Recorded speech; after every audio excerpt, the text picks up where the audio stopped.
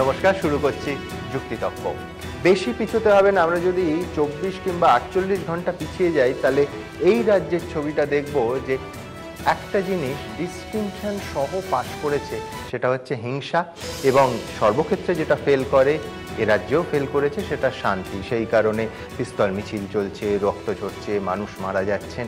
কিন্তু আমরা যদি এই রাজনৈতিক কচকচি এবং হানাহানি থেকে কিছুটা মুক্তি পেতে চাই, তাহলে মনে হয় সব থেকে বেশি যেটা নজর রাখা উচিত সেটা হচ্ছে ভবিষ্যৎ প্রজন্ম এবং তাদের ভিত্তিকে। স্কুল শিক্ষাকে যদি ভবিষ্যৎ প্রজন্মের ভিত্তি ভাবি, তাহলে অবশ্যই সেখানে বিভ্রান্তি আছে পাশ ফেল নিয়ে। অনেকেই বলছেন যে পাশ ফেল যখন 8-এর দশকের শুরুতে বামফ্রন্ট সরকার তুলে দিল, তখন থেকে মুড়ি মিছলি একেবারে একদর হয়ে গেল, এবং যাদের জন্য সেই স্কুল ছুট বাচ্চাদের স্কুলে আটকে রাখতে mid day meal, pass fail তুলে দেয়া, প্রাথমিকে ইংরেজি তুলে দেয়া, এই যাবতীয় বন্দোবস্ত করা হচ্ছে, সেগুলো যদি সফলই হবে, তাহলে কেন 2010-এর centre for studies in social সায়েন্সের পরিসংখ্যান বলছে যে শুধু পশ্চিমবঙ্গে ড্রপ আউট রেটস হচ্ছে 8%। এই সিরিয়াস বিষয়টা নিয়ে আজকে আমাদের যুক্তিতক্ক, আমাদের এই সভার প্রস্তাব 20 রাজ্যের বিলম্বিত বোধোদয়, পাশ ফেল ছাড়া শিক্ষা ব্যবস্থা অচল। প্রস্তাবের পক্ষে বলছেন যারা আমার বাঁ দিকে রয়েছেন, বিভাস চক্রবর্তী, নাট্য ব্যক্তিত্ব, বলবেন শিক্ষাবিদ পবিত্র সরকার, বলবেন রীতাভরী চক্রবর্তী, অভিনেত্রী এবং কবি সুবোধ সরকার। আমার অন্যদিকে ডান দিকে যারা প্রস্তাবের বিপক্ষে বলবেন, কবি শ্রীজাত আছেন, অশোক বিশ্বনাথন চলচ্চিত্র পরিচালক আছেন, ডক্টর কুণাল সরকার বিশিষ্ট চিকিৎসক, এবং রজতকান্ত রায় প্রাক্তন উপাচার্য বিশ্বভারতী বিশ্ববিদ্যালয়। ওনারা শুরু করবেন, কিন্তু তার আগে এই মুহূর্তের প্রেক্ষিতটা আমার দর্শকদের একটু বলে দেওয়া উচিত। প্রেক্ষিতটা এই যে 8-এর দশকের শুরুতে বামফ্রন্ট সরকার পাশ ফেল তুলে দিল, ঠিক যেমন প্রাথমিকে ইংরেজি ওই দশকেই উঠে গেছিল। তারপর 4 August 2009 right two education act গোটা দেশে লাগু হয়ে গেল, এবং নো ডিটেনশন, অর্থাৎ 6 থেকে 14 বছরের শিশু কিশোররা তাদের ক্লাসে আটকে রাখা যাবে না, অর্থাৎ ফেল করানো যাবে না। গোটা দেশে কিন্তু এই নিয়ম বলবৎ হয়ে গেল। 2014 সালে মোদী সরকার এলেন, এবং তারপর শিক্ষামন্ত্রী স্মৃতি ইরানির সভাপতিত্বে একটা বৈঠক হলো, central advisory board of education. তাতে সমস্ত স্টেট বোর্ডেদের একটা বৈঠক। আমাদের রাজ্য পশ্চিমবঙ্গ তাতে প্রতিনিধিত্ব করেনি, কিন্তু 20 রাজ্য একদম স্পষ্ট ভাষায় জানিয়ে দিলেন যে তাদের রাজ্যে তারা পাশ ফেলকে ফিরিয়ে আনতে চলেছেন। আর এই অনুষ্ঠানের প্রেক্ষিতে রাজ্যের শিক্ষামন্ত্রী পার্থ চট্টোপাধ্যায়ের কাছে আমরা পৌঁছে গেছিলাম। আমরা জানতে চেয়েছিলাম যে পাশ ফেল এই রাজ্যে এই বিষয়টা নিয়ে অবস্থানটা ঠিক কি রাজ্য সরকারের, কি বলেছেন তিনি, এই অনুষ্ঠানের শুরুতেই শুনব। এখনো পর্যন্ত কেন্দ্রীয় সরকার লিখিতভাবে আমাদের মতামত চাওয়ার চিঠি পাঠায়নি। শুধু শিক্ষামন্ত্রী মৌখিকভাবে আমার সঙ্গে কথা বলে গেছেন, আমিও তাদের মৌখিকভাবে কথা বলেছি। চিঠি আসা মাত্রই আমরা আমাদের মনোভাব জানাবো। মুখ্যমন্ত্রীর সঙ্গেও আমার এ বিষয়ে কথা হয়েছে, এবং আমরা দলগত হিসেবে যে অবস্থানে ছিলাম সেই অবস্থান থেকে নিশ্চয়ই সরে আসবো। সেটা আমি এখানে বললেই তো সিদ্ধান্তটা বলে না, 2-1 দিনের মধ্যে জানিয়ে দেবো। এই পাস ফেলের ব্যাপারটি সিদ্ধান্ত, চিঠি তো আসছে না, চিঠি না আসলে বলবো কি করে। আমার প্রস্তাবের পক্ষে প্রথম বক্তা শ্রী বিভাস চক্রবর্তী। বিভাস, নমস্কার।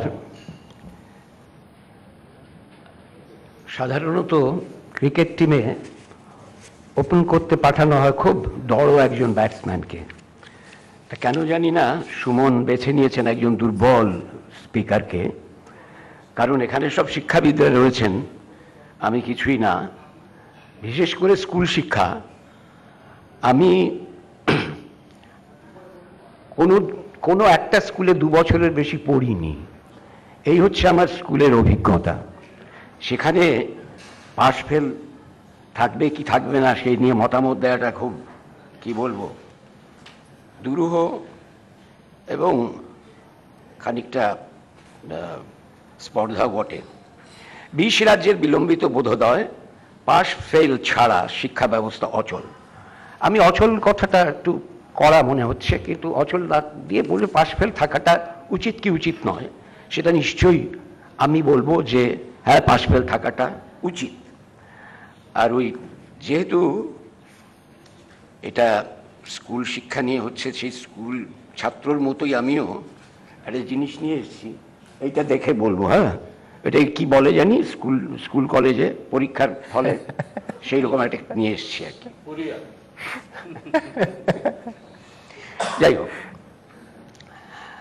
আসলে রাষ্ট্রনেতা বা আইন প্রণেতাদের একটা ভনিতা রয়েছে, সবসময় একটা ভনিতা, এবং তাদের যে কোনো কারণেই হোক, বলা চলে যে ভোটের জন্যে হোক, তোষণের জন্যে হোক, তারা কিছু কিছু আইন প্রণয়ন করেন, কিন্তু বাস্তব পরিস্থিতিটা তার আগে বিচার করে দেখেন না। যেরকম যদি একটা দাবি ছিল যে ইউনিফর্ম সিভিল কোড, অর্থাৎ সব নাগরিকদের জন্য সমান আইন, সিভিল আইন নাগরিক, কিন্তু সেটা হলো না, এখনো হয়নি, হবে না কোনো দিন হয়তো।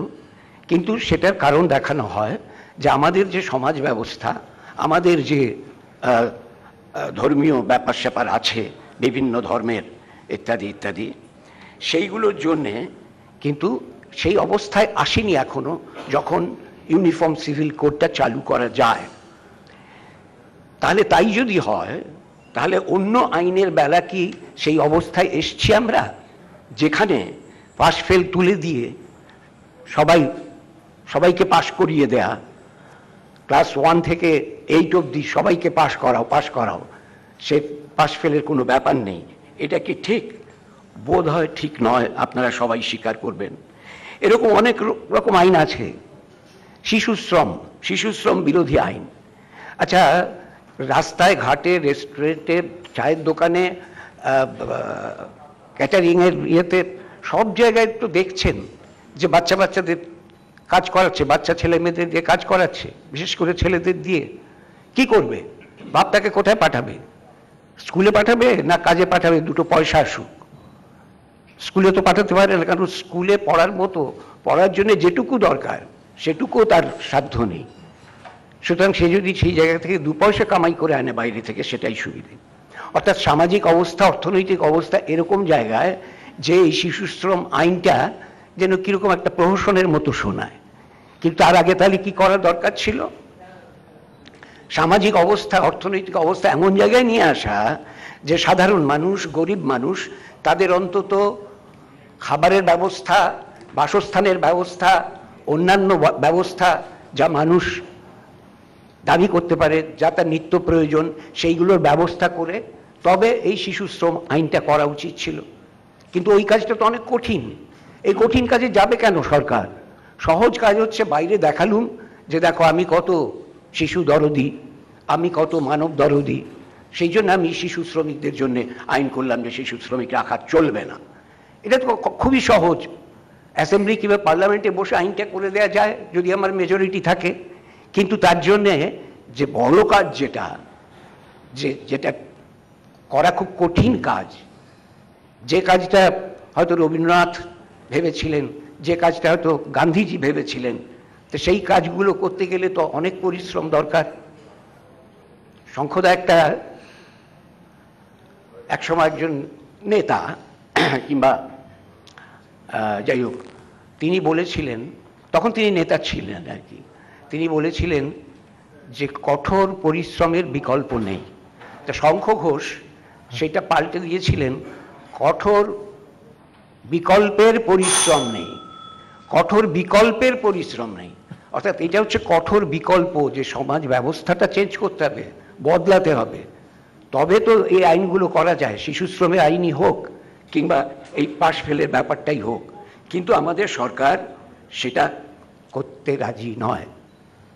এবং দেখুন কি অবস্থা, মহিলা সংরক্ষণ বিল পড়ে আছে পার্লামেন্টের, যে ওদের কোল্ড স্টোরেজ আছে, হিমঘর আছে, সেখানে ওটা পড়ে আছে। কতদিন পড়ে আছে আমি বলতে পারবো না, কিন্তু সুমন হয়তো বলতে পারবে যে কতদিন ধরে পড়ে আছে।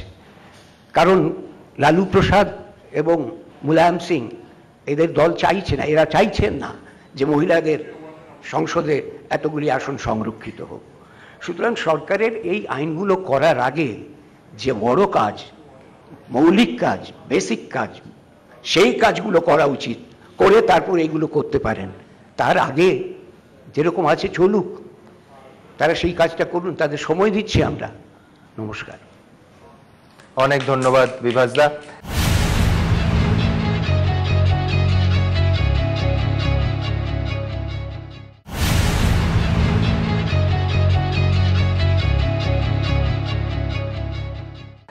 সত্যি বিভাসদা একটা কথা বললেন যে পাশ করিয়ে দেয়া নিঃসন্দেহে খুব সহজ কাজ, কিন্তু এনরোলমেন্টের সংখ্যা বিচার তো সরকার করবে, যারা ভোটের রাজনীতি করে তারা করবেন, শিক্ষাবিদরা কেন করবেন? কি বলেন শিক্ষাবিদরা কি বলেন জানি না, কিন্তু কবি কি বলেন এবার শুনবো। শ্রীজাত প্রস্তাবের বিপক্ষে। তোমাকে পেতেই হবে শতকরা অন্তত 90 বা 90-এর বেশি। তোমাকে হতেই হবে একদম প্রথম, তার বদলে মাত্র 85। 5টা নম্বর কেন কম? কেন কম? এই জন্যে আমি রোজ মুখে রক্ত তুলে খেটে আসি। এই জন্যে তোমার মা কাক ভরে উঠে সব কাজকর্ম সেরে ছোটবেলা থেকে যেত তোমাকে স্কুলে পৌঁছে দিতে। এই জন্য কাঠফাটা রোদ্দুরে কি প্যাচ প্যাচে বর্ষায় সারা দিন বসে থাকতো বাড়ির রোয়াকে কিংবা পার্কের বেঞ্চিতে।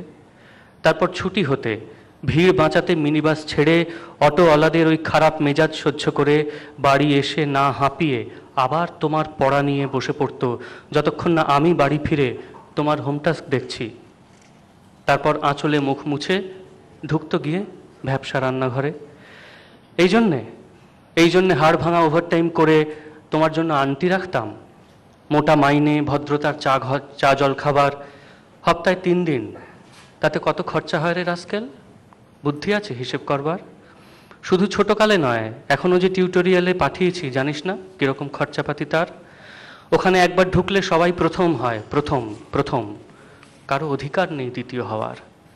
রোজ যে যাস দেখিস না কত সব বড় বড় বাড়ি ও পাড়ায়, কত সব গাড়ি আসে, কত বড় গাড়ি করে বাবা মারা ছেলে মেয়েদের নিতে যায়।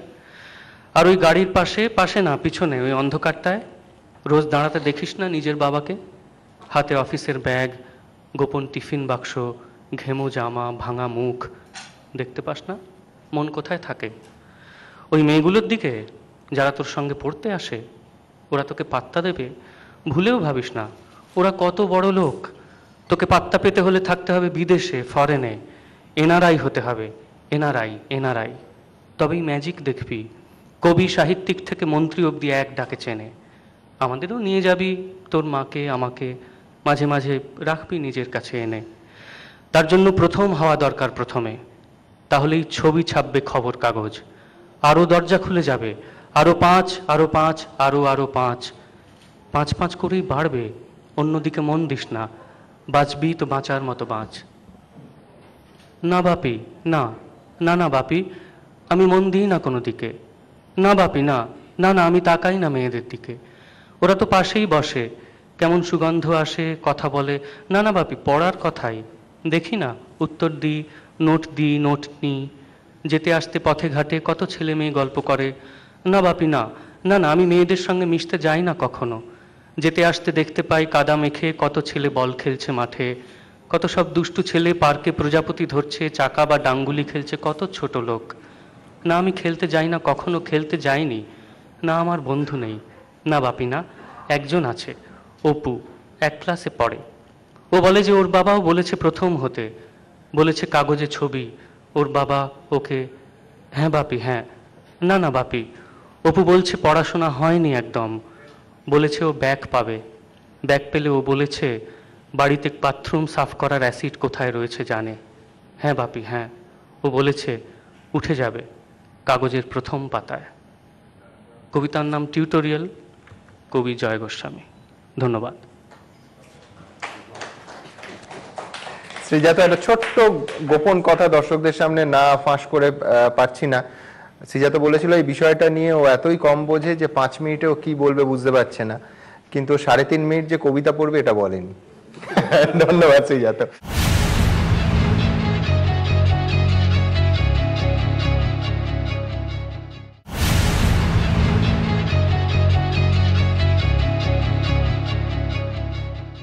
আমার পক্ষের বক্তা, পরবর্তী বক্তা শ্রী পবিত্র সরকার। সত্যি বিষয়টা নিয়ে তর্ক করা উচিত কিনা এটা সম্বন্ধে আমি নিঃসন্দেহ নই। শ্রীজাত একটি অসাধারণ কবিতা, জয়ের কবিতা আমাদের পড়ে শোনালেন। এই কবিতা পড়ে আমাদের আগের মতোই চোখে জল এসেছে। কিন্তু আমার মতে এই সমস্যাটা শহরের মধ্যবিত্তদের সমস্যা। পাশ ফেল শুধু শহরের মধ্যবিত্তদের সমস্যা নয়, পাশ ফেলটা হচ্ছে গ্রাম শহর মিলিয়ে প্রাথমিক স্তরে, বিশেষ করে সরকারি স্কুলগুলোর প্রাথমিক স্তরে। বেসরকারি স্কুলে প্রাথমিক স্তরে পাশ ফেল অনেক জায়গায় আছে, অনেক জায়গায় নেই। সেখানে পাশ ফেল থাকবে কি থাকবে না 20টি রাজ্য ফিরিয়ে আনতে মনস্থ করেছে। আমাদের রাজ্য করবে কি না এই সমস্ত ব্যাপারে আমাদের মতামত অথবা তর্ক করতে বলা হয়েছে। তা আমার গুরু সুকুমার রায়ের একটা কথা মনে পড়ে। চলচ্চিত্র চঞ্চরী বলে একটি নাটক আপনারা নিশ্চয়ই অনেকেই দেখেছেন।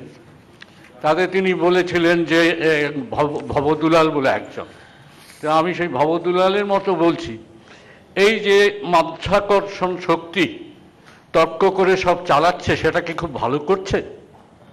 কিংবা ছেলেবেলায় একটা গল্প পড়েছিলাম, শিয়াল ও দ্রাক্ষা ক্ষেত। দ্রাক্ষা কি আমি জানি না, দ্রাক্ষা আছে কি নেই তাও জানি না, কিন্তু আপনি তর্ক করলে দ্রাক্ষা থাকবে, তর্ক না করলেও দ্রাক্ষা থাকবে যদি থাকে। ফলে তর্ক ব্যাপারটা এইরকম প্রায় অর্থহীন। এবং এখানে এসে কবিরা যে শিল্পিত কথাবার্তা বলেন আমরা মুগ্ধ হয়ে শুনি। আমি সেই শিল্পিত কথাবার্তার বাইরে গিয়ে যে কথাটা বলছি যে আচ্ছা, এই যে পাশ ফেল তুলে দেওয়া হয়েছিল এবং সরকারি আইনে সেটাকে একদম স্থায়ী রূপ দেওয়া হলো 2009-2010-এ, তার সুফল কি পুরোপুরি পাওয়া গেছে?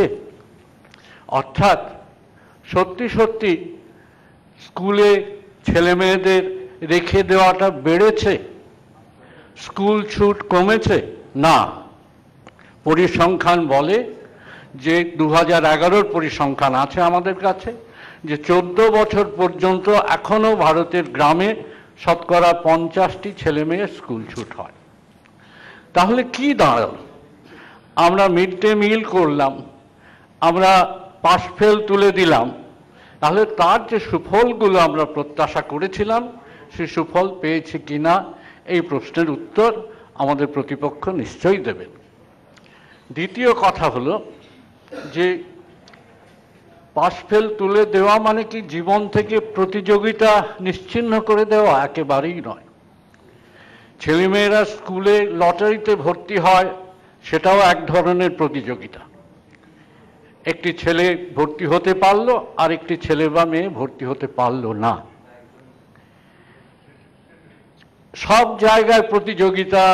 তারা সাঁতারের ক্লাসে যাবে, তারা পাড়ায় ছবি আঁকতে বসবে, ছবি আঁকার প্রতিযোগিতা করবে, গানের প্রতিযোগিতা করবে, আবৃত্তির প্রতিযোগিতা করবে। সেখানে পাশ ফেল নেই। জীবনের সর্বত্র, প্রেমেই হোক, পরীক্ষাতে হোক, পরে পরীক্ষাতেই হোক, নির্বাচনে দাঁড়িয়েই হোক, সব জায়গায় প্রতিযোগিতা, সব জায়গায় সাফল্য এবং ব্যর্থতা আছে। এই ব্যাপারটা ছেলে মেয়েদের একদম গোড়ায় যদি একটু বোঝানো না হয় যে দেখো, তুমি শারীরিকভাবে তাকে অনেকগুলো শৃঙ্খলার মধ্যে আনতে হয়। সে কোথায় পটি করবে, যেখানে সেখানে পারবে না। সে বিছানা ভেজাবে, যেখানে সেখানে পারবে না। আস্তে আস্তে তাকে একটা শারীরিক শৃঙ্খলার মধ্যে আনতে হয়। সেইভাবে তাকে একটা মানসিক শৃঙ্খলার মধ্যেও আসতে হবে। ছেলে মেয়েদের এই ব্যাপারটা বোঝানোর জন্যে পাশ ফেলটা জরুরি ছিল, কিন্তু সেরকম পাশ ফেল নয় যা ভয় পাওয়াবে, পরীক্ষাটাকে একটা ভয়ঙ্কর একটা জিনিস করে তুলবে। আমাদের ব্যবস্থায়, ঔপনিবেশিক শিক্ষা ব্যবস্থা থেকে যে পরীক্ষা ব্যবস্থা আমরা উত্তরাধিকার সূত্রে পেয়েছি, তাতে পরীক্ষাটা একটা ভয়ের ব্যাপার করে তুলেছিলাম আমরা। এবার আমাদের ভাবতে হবে যে পাশ ফেলকে ফিরিয়ে এনে পরীক্ষাটাকে মজার করা যায় কিনা, পরীক্ষাটাকে আকর্ষক করা যায় কিনা। আমার মনে হয় সেখানে আমাদের অনেকটা উত্তর আছে। অনেক ধন্যবাদ পবিত্রবাবু। সুকুমার রায়ের নাম পবিত্রবাবু বললেন, আমার মনে পড়ে গেল ছোটবেলায় পড়া একটা গল্প, নন্দলালের মন্দ কপাল। বড় মজার গল্প। সেটা হচ্ছে প্রতি বছর প্রত্যেক পরীক্ষায় নন্দলাল ইতিহাস আর ভূগোলে 100-র মধ্যে 85 পেত, ক্লাসে প্রথম হতো। ক্ষুদিরাম আরেকটি ভালো ছেলে, সে সংস্কৃততে প্রতি বছর প্রথম হতো এবং সংস্কৃততে যে প্রথম হবে তার জন্য একটি মেডেল রাখা থাকতো, সে প্রতি বছর মেডেলটি পেত। মরিয়া হয়ে একবার নন্দলাল প্রচুর পড়াশুনো করে সংস্কৃতে প্রথম হলো। সেবার প্রধান শিক্ষক ক্লাসে এসে ঘোষণা করলেন, এবার পাল্টে গেছে স্কুলের নিয়ম, এবার সংস্কৃতে যে প্রথম তার জন্য মেডেল রাখা নেই, মেডেল রাখা আছে ইতিহাসে যে প্রথম অর্থাৎ ক্ষুদিরাম হয়েছে তার জন্য। আমার পরবর্তী বক্তা অশোক বিশ্বনাথন প্রস্তাবের বিপক্ষে। মাননীয় সঞ্চালক মহাশয় এবং উপস্থিত সুধীবৃন্দ, পবিত্রবাবু বললেন পরীক্ষাটাকে মজাদার করতে হবে। পরীক্ষার মধ্যে কি মজা আছে বোঝা কিন্তু খুব মুশকিল, কিন্তু হয়তো পবিত্রবাবুর বোধোদয় হয়েছে যখন তিনি মনে করেছিলেন যে ইংরেজি শিক্ষা অপসৃত হোক আমাদের রাজ্য থেকে, তখন এক ধরনের ভাবনা ধারার দ্বারা পরিচালিত হয়েছেন। আজকে তিনি মনে করছেন যে পাশ ফেল তুলে দেওয়াটাই অমঙ্গলের কাজ, বরং পাশ ফেল থাকবে। এবং তার মানে কারণ হিসেবে উনি বলছেন যে পরিসংখ্যান বলছে কিছু তো হলো না, যারা পড়ুয়া তাদের না পড়ার সংখ্যা তো কমলো না। এটা আমাকে মনে করিয়ে দিচ্ছে একটা সার্ভের কথা মাননীয় সঞ্চালক মহাশয়, সেটা হচ্ছে মদ নিয়ে। বিলিতি মদ একদল ইন্সপেক্টর টেস্ট করলো যে হুইস্কি আর জল খেলো তারা, এবং তারা মাতাল হয়ে গেল। তারপর তারা খেলো জিন আর জল, সেটা খেয়ে তারা মাতাল হয়ে গেল। তারপরে তারা খেলো রাম আর জল, তারপর তারা মাতাল হয়ে গেল। এবং তারপরে বললো ওই জলটার জন্যই তারা মাতাল হয়েছে 3 ক্ষেত্রে। তো এইটা অনেকটা সেরকম, আপনারা শিক্ষা ব্যবস্থাটাকেই পাল্টালেন না, যেটার আমূল পরিবর্তনের প্রয়োজন। পাস ফেলটাকে দোষী করতে পারলেন। আমি মনে করি প্রাথমিক শিক্ষা কেন, একেবারে ক্লাস 8 অন্তত অবধি পাস ফেল তুলে দেওয়া উচিত। কিন্তু তার মানে যে প্রতিযোগিতা উঠে যাবে তা কিন্তু নয়। যিনি শিক্ষক তিনি পরীক্ষা করবেন ছাত্রদের, অবশ্যই এক ধরনের প্রতিযোগিতা থাকবে, কিন্তু পরিশেষের যে সেই সিদ্ধান্ত, যে শুভ্র সিদ্ধান্ত যে তুমি পরের ক্লাসে যাবে না, এটা নেওয়া হবে না। দ্বিতীয়ত, প্রাথমিক পর্যায়ে যে শিশু মন সে আক্রান্ত হতে পারে। শ্রীজাতর অসাধারণ যে কবিতার উদ্ধৃতি শোনালেন তাতে এটাই প্রমাণিত হয় যে আমরা এত কিছু চাই আমাদের ছেলে মেয়েদের কাছ থেকে, তার ভারে তারা নুব্জ হয়ে যায়। বরঞ্চ যদি তাদের উপর সেই খাড়াটা না থাকে তাহলে ভালো করে তারা পড়তে পারবে। এবং শিক্ষাটা শুধুমাত্র অঙ্ক আর সাহিত্য আর ইতিহাস আর ভূগোল নয়, শিক্ষাটা হচ্ছে এই যে আজকে বিতর্ক সভা হচ্ছে এবিপি আনন্দর কল্যাণে, এটাও একটা শিক্ষার জায়গা। কিভাবে একটা বাক্য নির্মাণ করতে হয়, কিভাবে কথার মধ্যে প্যাচ সৃষ্টি করা যেতে পারে, যমক অলংকারের সৃষ্টি করা যেতে পারে, এটাও তো হতে পারে শিক্ষার কার্যক্রম। যেমন খেলা, একটা সামগ্রিক পরিবর্তন দরকার শিক্ষা ব্যবস্থায়, এবং সেই সামগ্রিক পরিবর্তনের পর কিন্তু পাশ ফেল থাকবে না, অন্তত প্রাথমিক পর্যায়ে, এবং যদি সম্ভব হয় তারও পরে। তার মানে এই নয় যে কোনো পরীক্ষা থাকবে না। প্রতি মুহূর্তে যদি আপনি অঙ্ক শেখান, ধরা যাক আমি গণিতেরই ছাত্র, আমাকে কিন্তু পরীক্ষা করে নিতে হবে যে আমি যেটা পড়াচ্ছি সেটা কি প্রকাশিত হচ্ছে।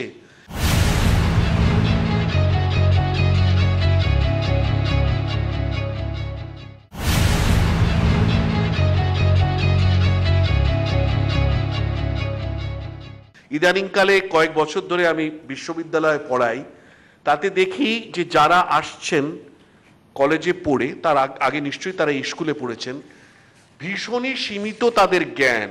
তার মানে হচ্ছে যে যেটা পাঠ্যক্রম সেটা পড়ানো হচ্ছে একরকম করে, হয়তো সেটাও ভালো করে পড়ানো হচ্ছে না, কিন্তু পাঠ্যক্রমের বাইরে তারা কিছুই জানে না। তারা দ্বিতীয় বিশ্বযুদ্ধ কখন হয়েছিল সেটা জানে না, কবছর হয়েছিল সেটা জানে না, কোনো কিছুরই জানে না, রুশ বিপ্লব কবে হয়েছিল। অর্থাৎ পড়াশুনোটা সেই যে ঔপনিবেশিক শিক্ষার কথা পবিত্রবাবু বললেন সেটা সঠিক বললেন। এটা মনে রাখতে হবে যে ম্যাকলে, যিনি আমাদের এই ঔপনিবেশিক শিক্ষার যে জনক, তিনি কিন্তু আমাদের ক্রিমিনাল প্রসিডিওর কোডেরও জনক।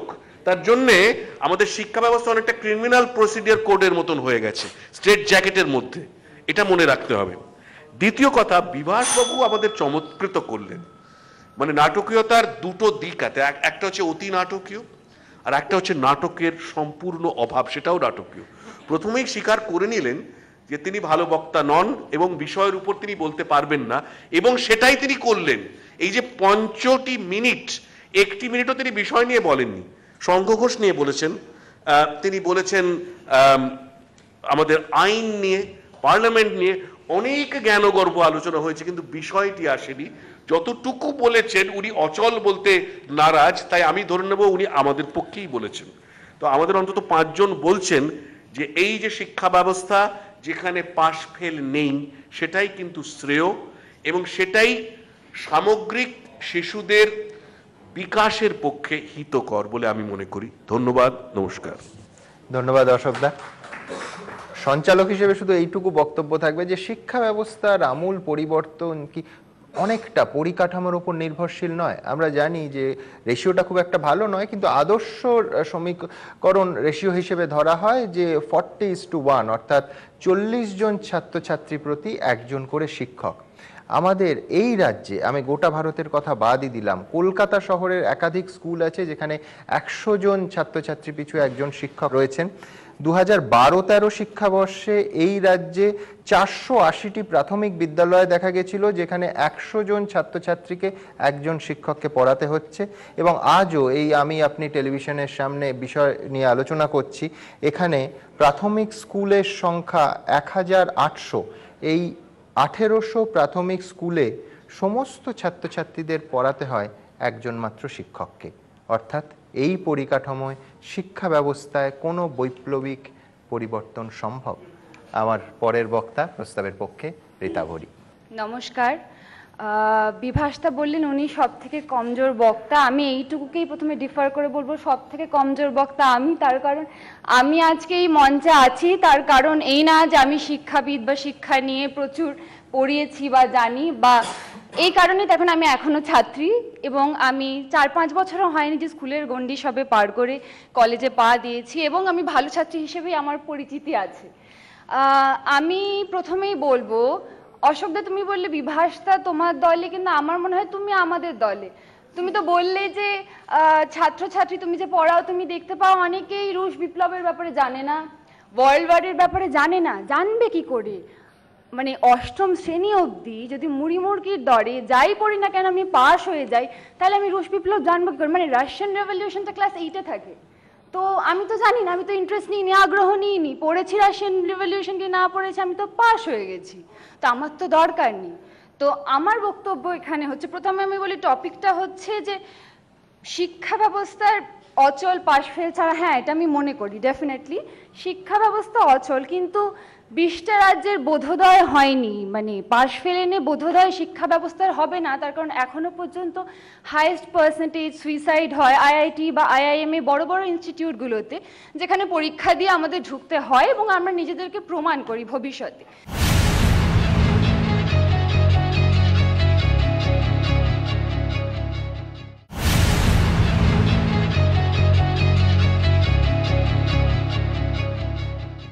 পাশ ফেল একটা খুব বেসিক ব্যাপার। এই যে 33%, 33% পেলে তবে আমরা এগিয়ে যেতে পারবো, এটা খুব বেসিক। তার মানে একদম বেসিকটা আমি আমার পাঠ্য থেকে নিয়েছি কিনা।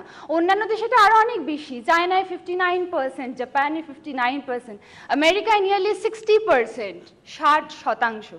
আমাদের কিন্তু সেখানে খুব কম, 33%তে মানে আমি বেসিকটা একদম নিয়েছি কিনা। আমি এখানে প্রতিযোগিতার কথাতে যাচ্ছিও না, প্রতিযোগিতা ভালো কি মন্দ জানি না। 25% ছেলেমেয়ে আমাদের দেশের 100-র উপরে IQ, যেটা হচ্ছে পৃথিবীতে সর্বোচ্চ, অন্য কোনো দেশে নেই। আমাদের মেধার জোর আছে, কিন্তু আমি বলছি, আমি তর্কের খাতিরে মেনে নিলাম আমাদের এরকম অনেক ছেলে মেয়ে আছে যারা এই প্রতিযোগিতার ভিড়টা, জোরটা, চাপটা পেরে ওঠে না, নিতে পারে না। কিন্তু 33% পাওয়াতে কিন্তু সেই প্রতিযোগিতা বা চাপটা নেই, এটা একদম বেসিক।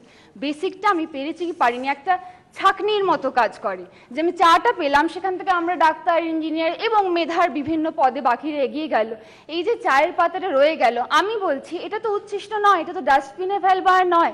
বাকি যারা রইলো, বাকি যারা একাডেমিক্সে পেরে উঠলো না বা পারে না বা চায় না, তারা অন্য কিছু হবে, চাষি হবে, ড্রাইভার হবে, দোকানদার হবে, সমাজে তো সবাইকে প্রয়োজন, শুধু ডাক্তার ইঞ্জিনিয়ার দিয়ে তো আমাদের হবে না, তাই না?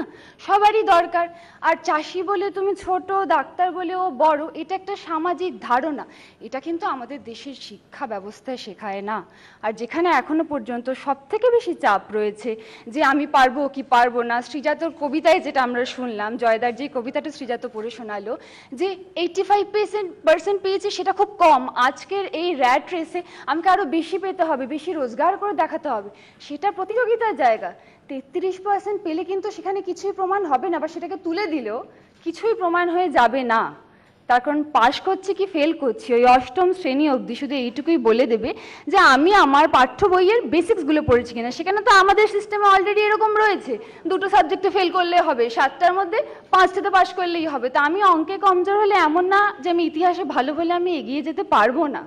তো আমার মনে হয় আমাদের সিস্টেমে যেগুলো পরিবর্তন আনা উচিত, বা যেগুলো পরিবর্তন আনলে আমাদের ভালো হবে, শিক্ষা ব্যবস্থায় হোক বা অন্যান্য ব্যবস্থা হোক, যেখানে মানে আমরা যেগুলোকে অ্যাডমিনিস্ট্রেশন বলে জানি। আমি খুব বেশি রাজনৈতিক বিতর্কিত কোনো টপিকে ঢুকতে চাইছি না বলে আমি কোটার কথাটাতে ঢুকছি না, কিন্তু হ্যাঁ, অন্যান্য যেই জায়গাগুলোতে সরকার বলতে পারে এবং তার এখন সত্যি সত্যি নাক গলানো উচিত বা সেই সমস্যাগুলো নিয়ে লড়াই করে যাওয়া উচিত, সেগুলো নাকি কিন্তু হচ্ছে না। 33% ইজ আ ভেরি বেসিক, এবং সেটার জন্য ছেলেমেয়েরা পড়াশোনা করতে আগ্রহ হারায়, সেটা আমি কিছুতেই মানতে পারবো না। একবার একটু খোঁজ নিয়ে দেখবেন তো কটা মেয়ে প্রতি বছর ড্রপ আউট করে স্কুল কলেজের জন্যে, সেটা কি 33% বা প্রতিযোগিতার চাপে? একটু ভেবে দেখবেন। Thank you. ধন্যবাদ রীতাবরী। রীতাবরী চাপ নিতে না পারার কথা বলছিল, আমার মানিক বন্দ্যোপাধ্যায় একটা গল্প মনে পড়ে যাচ্ছিল, ঘটনাচক্রে গল্পটার নাম পাশ ফেল। নীরেন পরীক্ষার ফলাফল বেরোনো 3 দিনের মধ্যে বিষ খায়। তার কারণ এটা নয় যে নীরেন পরীক্ষায় ফেল করেছে বা খারাপ রেজাল্ট করেছে, নীরেন অত্যন্ত সসম্মানে উত্তীর্ণ হয়েছিল, কিন্তু তার পারিবারিক অবস্থা এমনই ছিল যে সে আর বিয়ে পড়ার কথা ভাবতেও পারছিল না। সুতরাং এই চাপ নিতে না পারা এবং পাশ ফেল বোধহয় যুগে যুগে একসঙ্গে জড়িয়ে আছে। আমার পরের বক্তা বিপক্ষের ডক্টর কুণাল সরকার। শুভ সন্ধ্যা।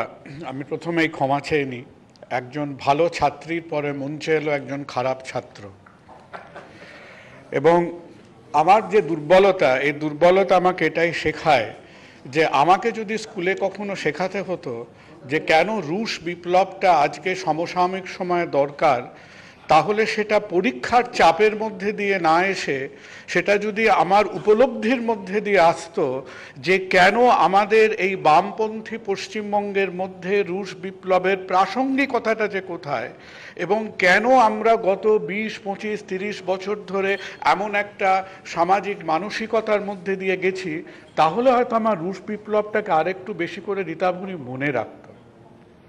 আর আপনি অনেকগুলো 60%, 40% ইউএসএ আমেরিকার কথা বলেছেন, তো আমি আপনাকে কতগুলো পার্সেন্টেজ বলি।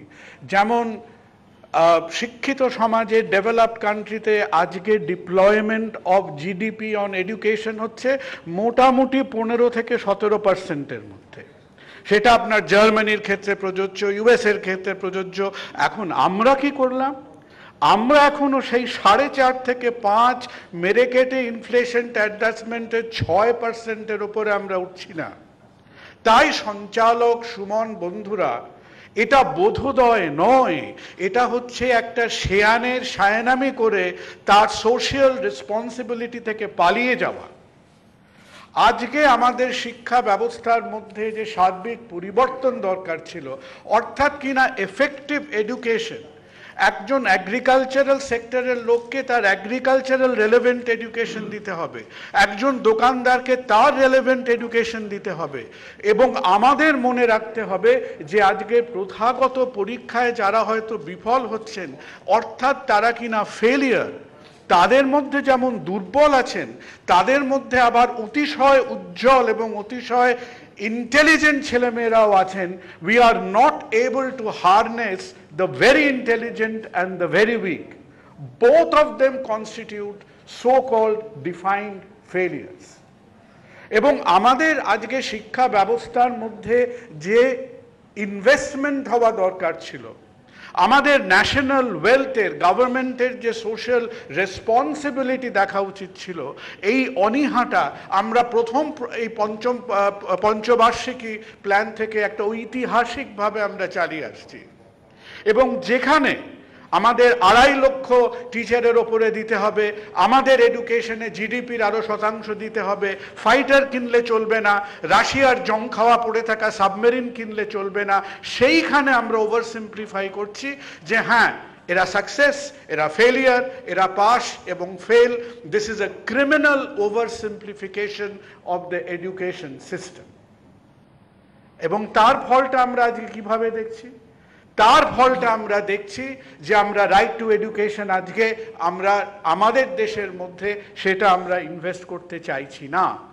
এর চাইতে বড় দুঃখের কথা, এবং এই যে আমাদের সামাজিক দায়িত্ববোধ থেকে পলিটিক্যাল গভর্নেন্স যে আজকে পালিয়ে আসছে, আজকে পলিটিক্যাল গভর্নেন্স দল ও মত পার্টি নির্বিশেষে আজকে যে বিট্রেয়াল অফ সোসাইটি হচ্ছে, যদি আজকে আমরা সেটা ধরতে না পারি তাহলে আমার প্রশ্ন রইল যে কবে আমরা ধরব। পবিত্রবাবু প্রশ্ন করেছেন ড্রপ আউট নিয়ে। ড্রপ আউট কেন হয়েছে? আজকে 2007 to 2011 যে increased educational drop out, that is related, তার রিলেশনশিপ কার সঙ্গে আছে? তার রিলেশনশিপ আছে আমাদের রুরাল ডেপ্রিভেশনের মধ্যে। তার রিলেশনশিপ আছে যে আমাদের এই চাকচিক্যের ইকোনমি আজকে আমাদের গ্রামীণ সমাজে পৌঁছায়নি বলে আজকে পেটের তাগিদে তাদের ড্রপ আউট হতে হয়েছে। 33 কোটি ভারতবাসীর আজকে স্কুল সিস্টেমের পড়াশোনার মধ্যে দিয়ে আছেন। আপনি যদি তার মধ্যে 10%কে ফেল করান, আজকে the volume of failures in India will be more than the population of Australia. আজকে volume of failures in India 6টা কলকাতার শহরকে যোগ করে যা হবে, that is the population of failures you are looking at. সুতরাং আমাদের বুঝতে হবে যে কেবল ফেলিয়ার কথাটা আমরা অত একটা স্বাচ্ছন্দ্যে যেন আমরা উচ্চারণ না করি, সেখানে আমাদের একটা সামাজিক দায়িত্ববোধ থাকা প্রয়োজন। আর ফেলিয়ার নিয়ে ভয় পাচ্ছেন কেন? রীতাভরি, যদি স্কুলে আপনি ফেলও করে থাকেন, মানলাম ডাক্তার হতে পারবেন না কি অভিনেত্রী হতে পারবেন না, সব সাবজেক্টে প্রত্যেকবার ফেল করলেও তো এমপিএমএলএ হতে পারেন।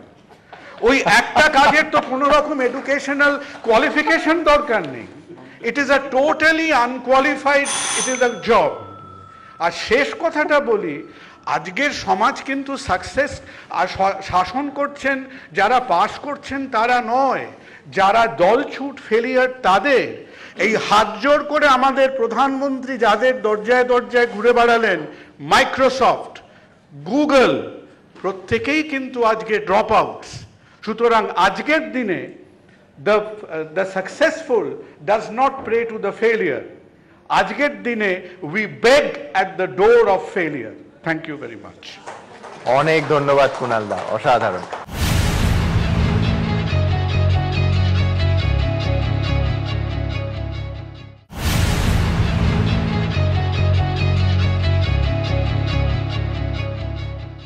আমার পরের বক্তা পক্ষের কবি সুবোধ সরকার।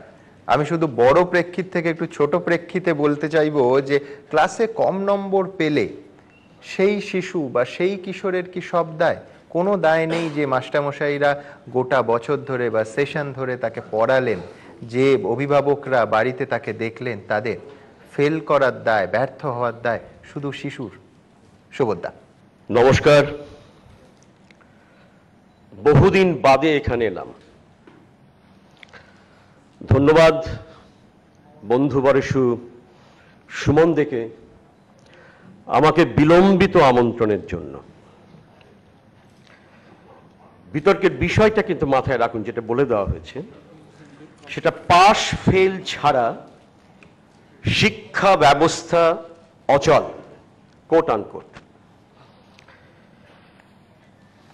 আমি প্রথমেই একটা পরিষ্কার কথা আরো পরিষ্কার করে বলবো, সেটা হচ্ছে সেই প্রাচীন গ্রিসের প্লেটো থেকে শুরু করে পাউলি দাম পর্যন্ত যে এন্টায়ার সিস্টেম, সেই পুরোটাই দাঁড়িয়ে আছে পাশ ফেলের ওপর।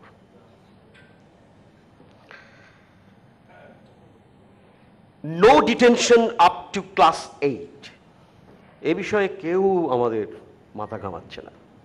পাশ ফেল মানে কিন্তু এই সমস্ত ডাক্তার, ইঞ্জিনিয়ার এসবের প্রসঙ্গে আমরা যাচ্ছি না।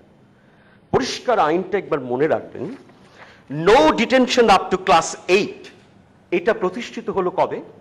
ঠিক যেদিনকে রাইট টু এডুকেশন অ্যাক্ট প্রতিষ্ঠিত হলো। ভীষণ ভালো জিনিস, কিন্তু ভীষণ একটা খারাপ জিনিসকে নিয়ে এলো। এখন কি হচ্ছে? এখন এসে গেছে NABE। মানে কি? মানে হচ্ছে national advisory board of education.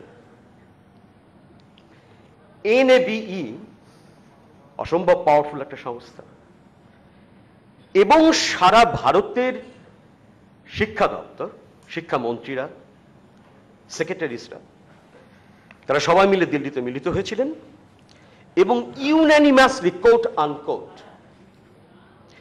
Unanimously জানিয়েছেন যে ওটা ভালো ছিল না। এই যে সুমনরা বলছেন যে 20টি রাজ্যের কথা যেটা বলা হয়েছে বোধোদয়, বিলম্বিত বোধোদয়, সেটা নিশ্চয়ই এই রেফারেন্সটাকে জাস্টিফাই করবে। ওটা ভালো ছিল না, পাশ ফেল তুলে দিয়ে ভালো করিনি আমরা। আবার পরীক্ষা দিতে হবে, আবার পাশ করতে হবে, এবং সবসময় মনে রাখবেন ক্লাস 8 পর্যন্ত। ইতিমধ্যে সাজেস্টেড হয়েছে যে ক্লাস 3 হতে পারে, ক্লাস 4, এরকমও বলা হয়েছে। কেউ কোনো কোনো রাজ্য থেকে এটা প্রস্তাব এসছে। আমাদের মাননীয় মুখ্যমন্ত্রীও জানিয়েছেন যে ওটা ফিরে আসছে, ওটাকে তারা ফিরিয়ে আনছেন। এইবার 4টে তথ্য দিই আপনাদের। এবার ফিরিয়ে আনলেই তো হলো না, কিভাবে ফিরে আসছে?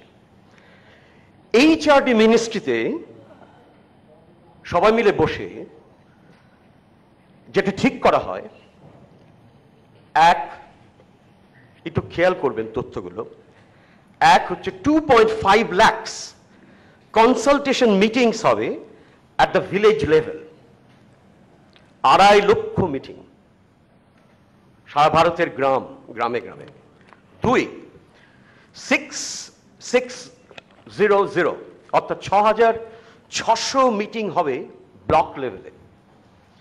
3 নম্বর 626, 626টা ডেলিভারেশনস, কোট আর কোট ডেলিভারেশনস কথাটা HRDর কথা, অ্যাট দ্য ডিস্ট্রিক্ট লেভেল। 4 নম্বর 3,500টা মিটিং হবে আরবান লোকাল বডিজ। এটা একটা বিপুল কর্মযোগ্য। এইটা হওয়ার পরে, এবং সেটা সম্ভবত ডিসেম্বরের মধ্যে কমপ্লিট হওয়ার কথা, হওয়ার পরে সবার মতামত নিয়ে HRD মিনিস্ট্রি, আমি মনে করি যেটা বলা হচ্ছে এখন, যে উইকেট দেখে, পিচ দেখে ব্যাটিংটাই নেবে। এটা আমার বিশ্বাস, এই সমর্থনে। শেষ কথাটা আসি। বহুদিন আগে মার্কিন কবি রবার্ট ফ্রস্ট একটা কথা বলেছিলেন, খুব নিরীহ কথা কিন্তু মারাত্মক।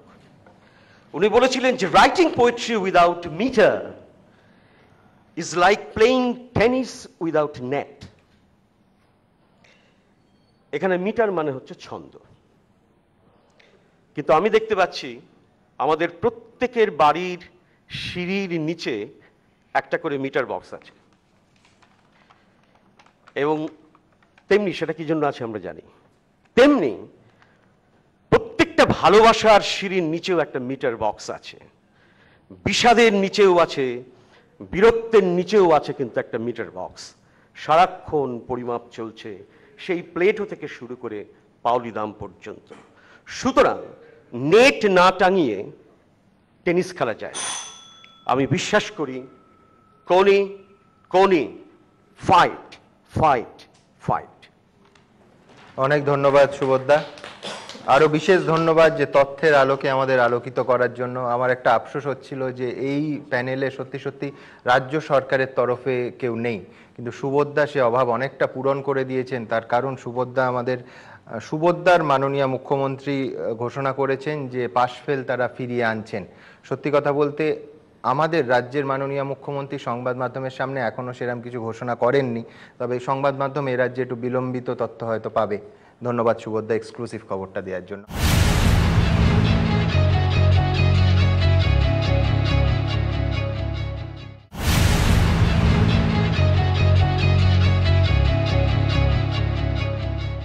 আমার পরবর্তী বক্তা বিপক্ষের শ্রী রজতকান্ত রায়। দেখুন, সাইকোলজিক্যাল প্রেশারের ব্যাপারটা আমাদের পক্ষেও মনে হয়েছে, শুনেছি, কিছু কিছু চোখেও দেখেছি যে আজকাল সাইকিয়াট্রিস্টদের প্র্যাকটিসে একটা বড় অংশ ছোট ছোট ছেলে মেয়েরা।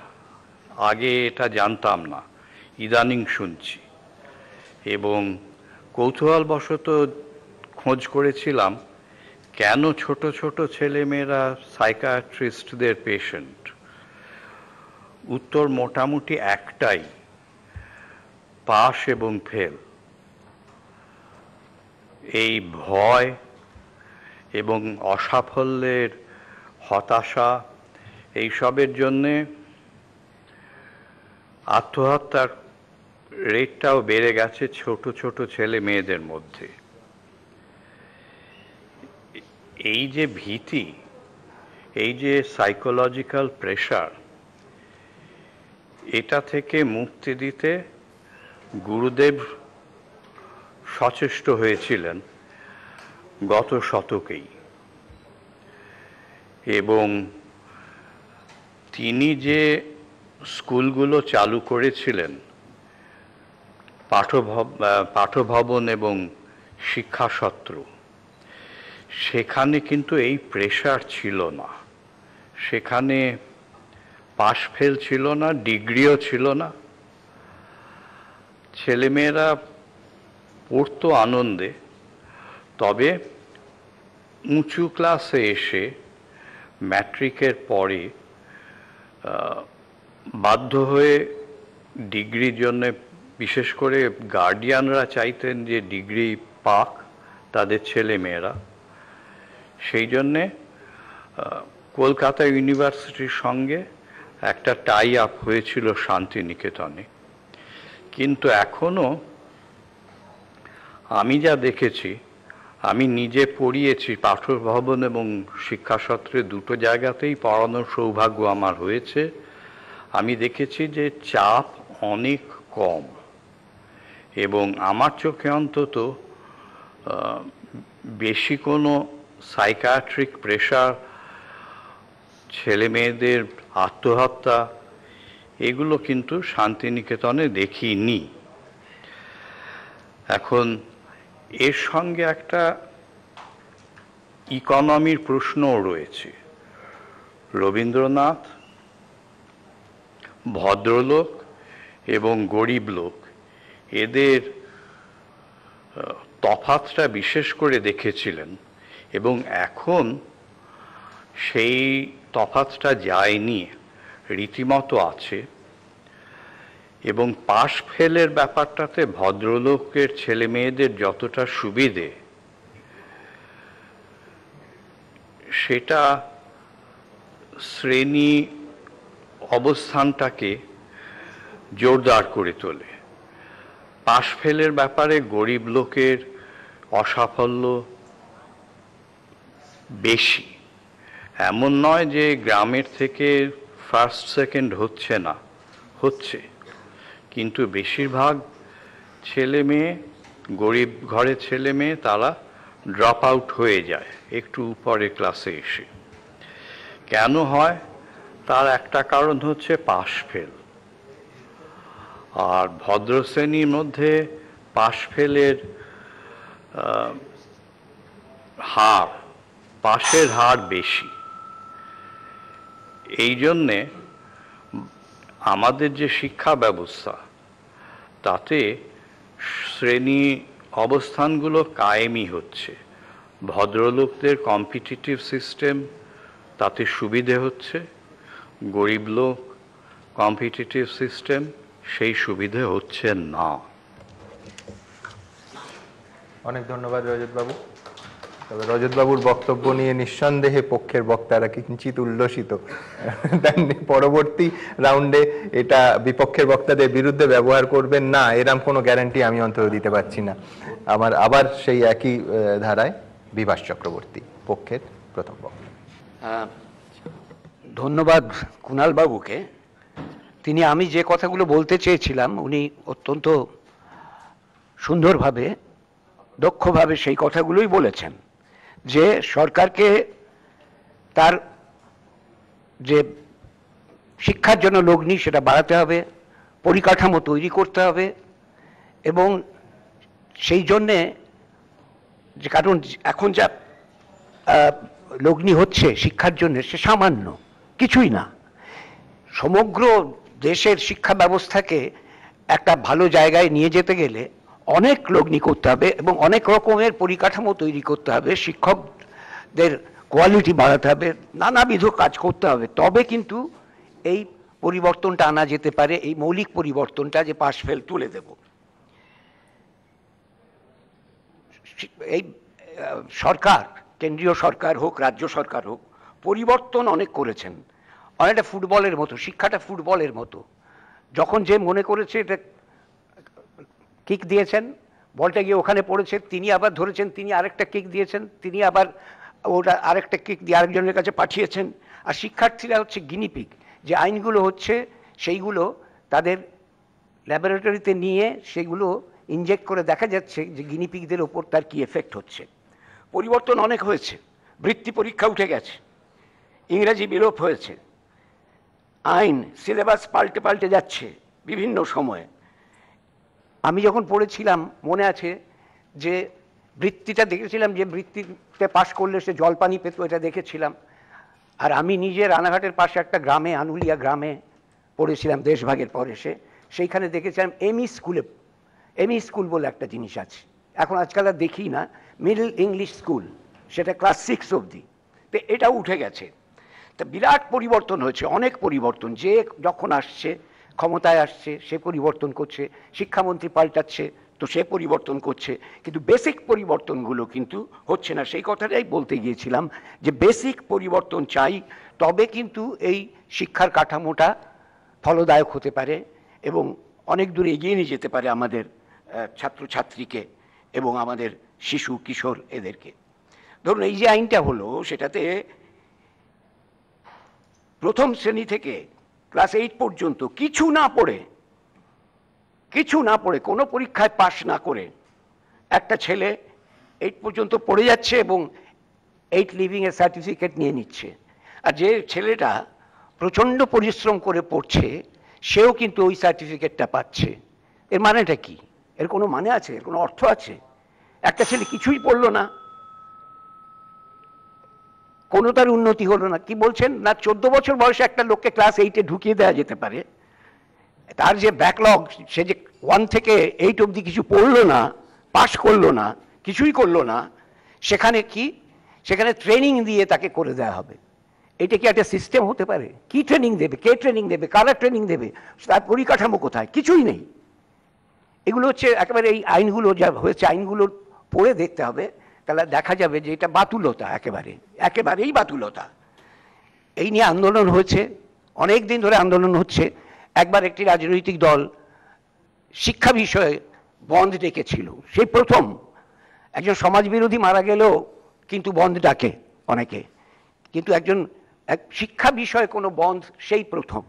আমি সেই বন্ধের একজন আহ্বায়ক ছিলাম, এই ভেবে যে তবুও তো শিক্ষা নিয়ে এতটা ভেবেছি কিছু।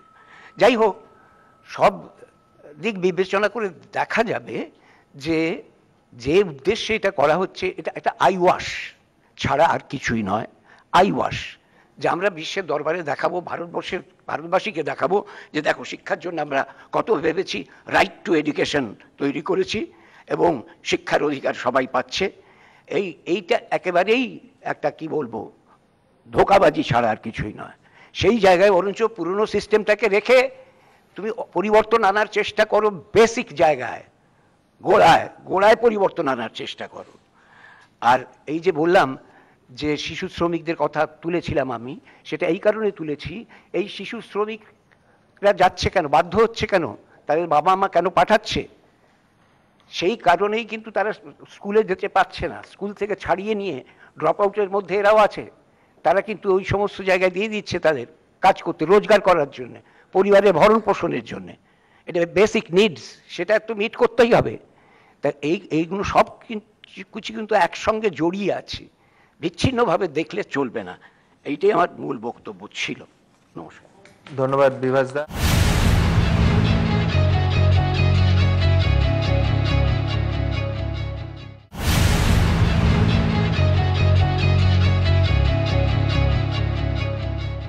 আমার পরের বক্তা শ্রীজাত। এতক্ষণ শ্রীজাতর বলা জয় গোস্বামীর বাক্যগুলো মাথায় ধাক্কা দিচ্ছিল। আমার শুধু শ্রীজাতর কাছে তার বক্তব্যে এইটুকু প্রশ্ন থাকবে যে যারা ৮-এর দশকের শুরুতে পাশফেল তুলে দিয়েছিলেন তাদের বক্তব্য ছিল প্রতিযোগিতা মুক্ত করার।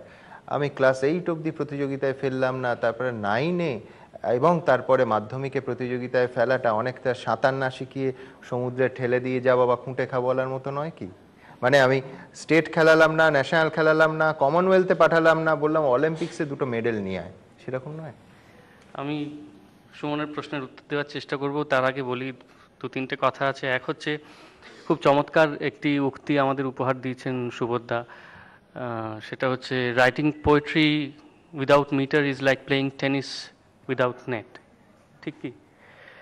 তো সুবোধদার পক্ষে it's too late to quotation like this, কারণ সুবোধদার বইগুলো যদি আমরা পড়ি আমরা দেখব যে সুবোধদা কিন্তু বাংলার চিরকালীন গীতি কবিতার বিরুদ্ধে দাঁড়িয়ে একটা খুব স্পষ্ট অবস্থান নিয়ে সবচাইতে বেশি ছন্দ ছাড়া টান টান সপ্রতিভ কবিতা সুবোধদার হাত থেকে আমরা পেয়েছি।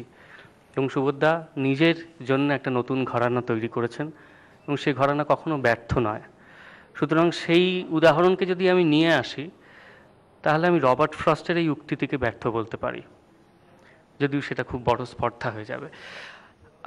প্রতিযোগিতা কিন্তু সুমন যেটা বলছেন, প্রতিযোগিতা তুলে দেওয়ার কথা আমরা কেউই বলছি না। এর আগে অশোকদা বলেছেন, সকলেই বলেছেন, একটা প্রতিযোগিতা সর্বক্ষেত্রে থাকে, কিন্তু জীবন মরণ সমস্যা যদি সেটা হয়ে ওঠে তাহলে খুব কঠিন হয়ে যায় জিনিসটা। কারণ আমি যখন রাস্তায় চলাফেরা করি, অটোতে, বাসে, যখন দেখি যে সন্ধ্যে 6টা-7টার সময় পিঠে ভারী স্কুল ব্যাগ নিয়ে একটা বাচ্চা ফিরছে, তার এমনিই অবস্থা খুব খারাপ, আর তার মা তাকে তার মধ্যেই চূড়ান্ত শাসানি দিয়ে যাচ্ছেন যে তুমি কেন এইটা পারোনি, কেন তাহলে অমুকের থেকে তোমার নম্বর করে গেল, এবং তাহলে আমি তার মাকে মুখ দেখাবো কী করে।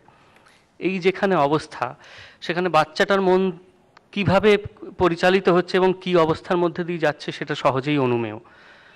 আমাদের শ্রদ্ধেয় পবিত্র সরকার একটা কথা বললেন যে পাশফেল যেমন পরীক্ষায় আছে প্রেমেও আছে। খুব সত্যি কথা, জীবনের সব ক্ষেত্রে আছে। কিন্তু প্রেমে যদি প্রত্যেক দিন আমি আমার প্রেমিকাকে প্রশ্ন করি যে এইটা তুমি প্রমাণ করো, আর যদি সেও প্রত্যেক দ্বিতীয় দিন আমাকে প্রশ্ন করে যে প্রমাণ করো তুমি আমাকে ভালোবাসো, তাহলে সেই পরীক্ষা দিতে দিতে আমরা ক্লান্ত হয়ে একসময় সম্পর্কটা থেকে বেরিয়ে আসাই পছন্দ করবো, বোধহয় ড্রপ আউট হয়ে যাবে। তার চেয়ে বরং দীর্ঘকালীন ভরসায় থেকে হুটহাট করে একটা চমৎকার সারপ্রাইজ পরীক্ষা যদি নেওয়া যায়, তাতে যদি কেউ পাশ করে সেটা মন্দ না। তৃতীয়ত আমার যেটা মনে হয় যে পড়াশুনোর প্রতি যেটা প্রাথমিক চাহিদা, আমার মনে হয় সেটা হচ্ছে ভালোবাসা। খুব পরিষ্কার একটা কথা বলেছেন শ্রদ্ধেয় পবিত্রবাবু যে পরীক্ষা থেকে যদি ভয় মুছে নেওয়া যায়, এটা খুব বড় যদি, কারণ পরীক্ষার ভয়ে ছাত্রছাত্রীদের কি পরিণতি হয় এবং কি অবস্থা হয় আমরা প্রত্যেকে জানি। সেটা আমার বিপক্ষে যারা আছেন তারাও কেউ অস্বীকার করতে পারবেন না। সেই ভয়ে তাকে ক্লাস 9 থেকে পড়তেই হবে। 9 থেকে যে শুরু হবে সেটা কিন্তু সারা জীবনে শেষ হবে না। আজকে যখন শ্রদ্ধেয় বিভাস চক্রবর্তী একটা নতুন নাটক নামান, আমরা যারা অনুরাগী দর্শক আমরা জানি সেটা কি হবে, কিন্তু বিভাসবাবুকে বুকে হাত দিয়ে বলতে পারবেন যে তার মধ্যে পাশ ফেলের ভয় কাজ করে না? আজও নিশ্চয়ই করে। যখন কুণাল সরকারের মতো একজন বিখ্যাত ডাক্তার এতগুলো সার্জারি করার পর আজও একটা বাইপাস সার্জারি করেন, তার নিশ্চয়ই মনে হয় যে আমি পাস করব কিনা। অশোকদা একটা ছবি শুরু করলে তার মনে সেই ভয় থাকে। সুতরাং ক্লাস 8-এর পর যতদিন না আমরা চিতায় চড়ছি বা কবরে যাচ্ছি, ততদিন আমরা পাশ ফেলের ভয় নিয়ে বাঁচি। তার আগের সময়টুকু যদি এই ভয়ের বাইরে থাকতে পারি তাহলে খুব ভালো হয়। আমি কবিতা দিয়ে শুরু করেছিলাম, কবিতা দিয়ে শেষ করব। আমার ভীষণ প্রিয় কবি নিদা ফাজলির 2টো লাইন আমি কোট করতে চাই। बच्चों के छोटे हाथों को चांद सितारे छूने दो, बच्चों के छोटे हाथों को चांद सितारे छूने दो, 4 किताबें पढ़कर वो भी हम जैसे बन जाएंगे। धन्यवाद। অনেক ধন্যবাদ শ্রীজাত, অসাধারণ।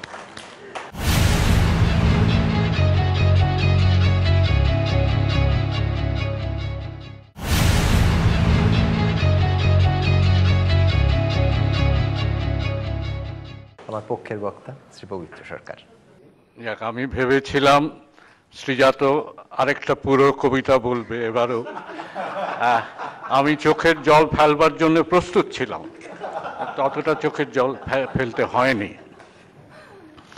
কিন্তু যে কথাগুলো উঠে এলো, যে যখন একটা সিদ্ধান্ত নেওয়া হয় কিছুদিন পরে সেটা আবার পুনর্বিবেচনার একটা সুযোগ নেওয়া উচিত।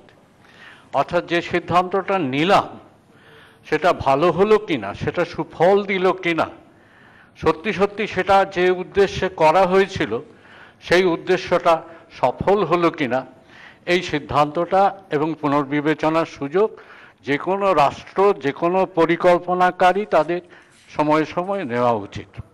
আমার ধারণা সরকার এই সুযোগটা এখন চাইছে এবং সেই সুযোগের পরিপ্রেক্ষিতেই 20টি রাজ্য তারা পুনর্বিবেচনা করেছে, হয়তো আরও রাজ্য করবে।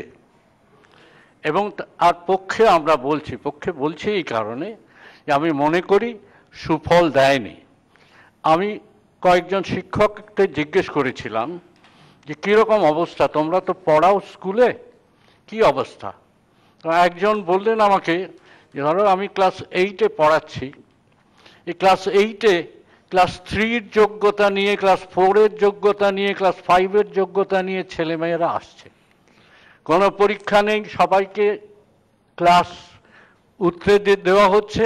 ফলে আমি ক্লাস 8-এ একটা মিশ্র ছাত্রছাত্রী পাচ্ছি যাদের যোগ্যতা একরকম নয়। আমি কাদের পড়াবো? আমি ক্লাস 8-এর জন্য যারা প্রস্তুত তাদের পড়াবো, না ক্লাস 3-র জন্য প্রস্তুত যে তাকে পড়াবো? এই সমস্যাটা কিন্তু স্কুলে স্কুলে আপনারা খবর নিলে দেখবেন এই ঘটনাটা ঘটছে। সরকারি স্কুলে, বাইরে শ্রীজাত বলল যে মা ছেলে বা মেয়েকে মারে, এটা পারলি না কেন? আমার ধারণা বেশিরভাগই হচ্ছে ইংলিশ মিডিয়ামের মা।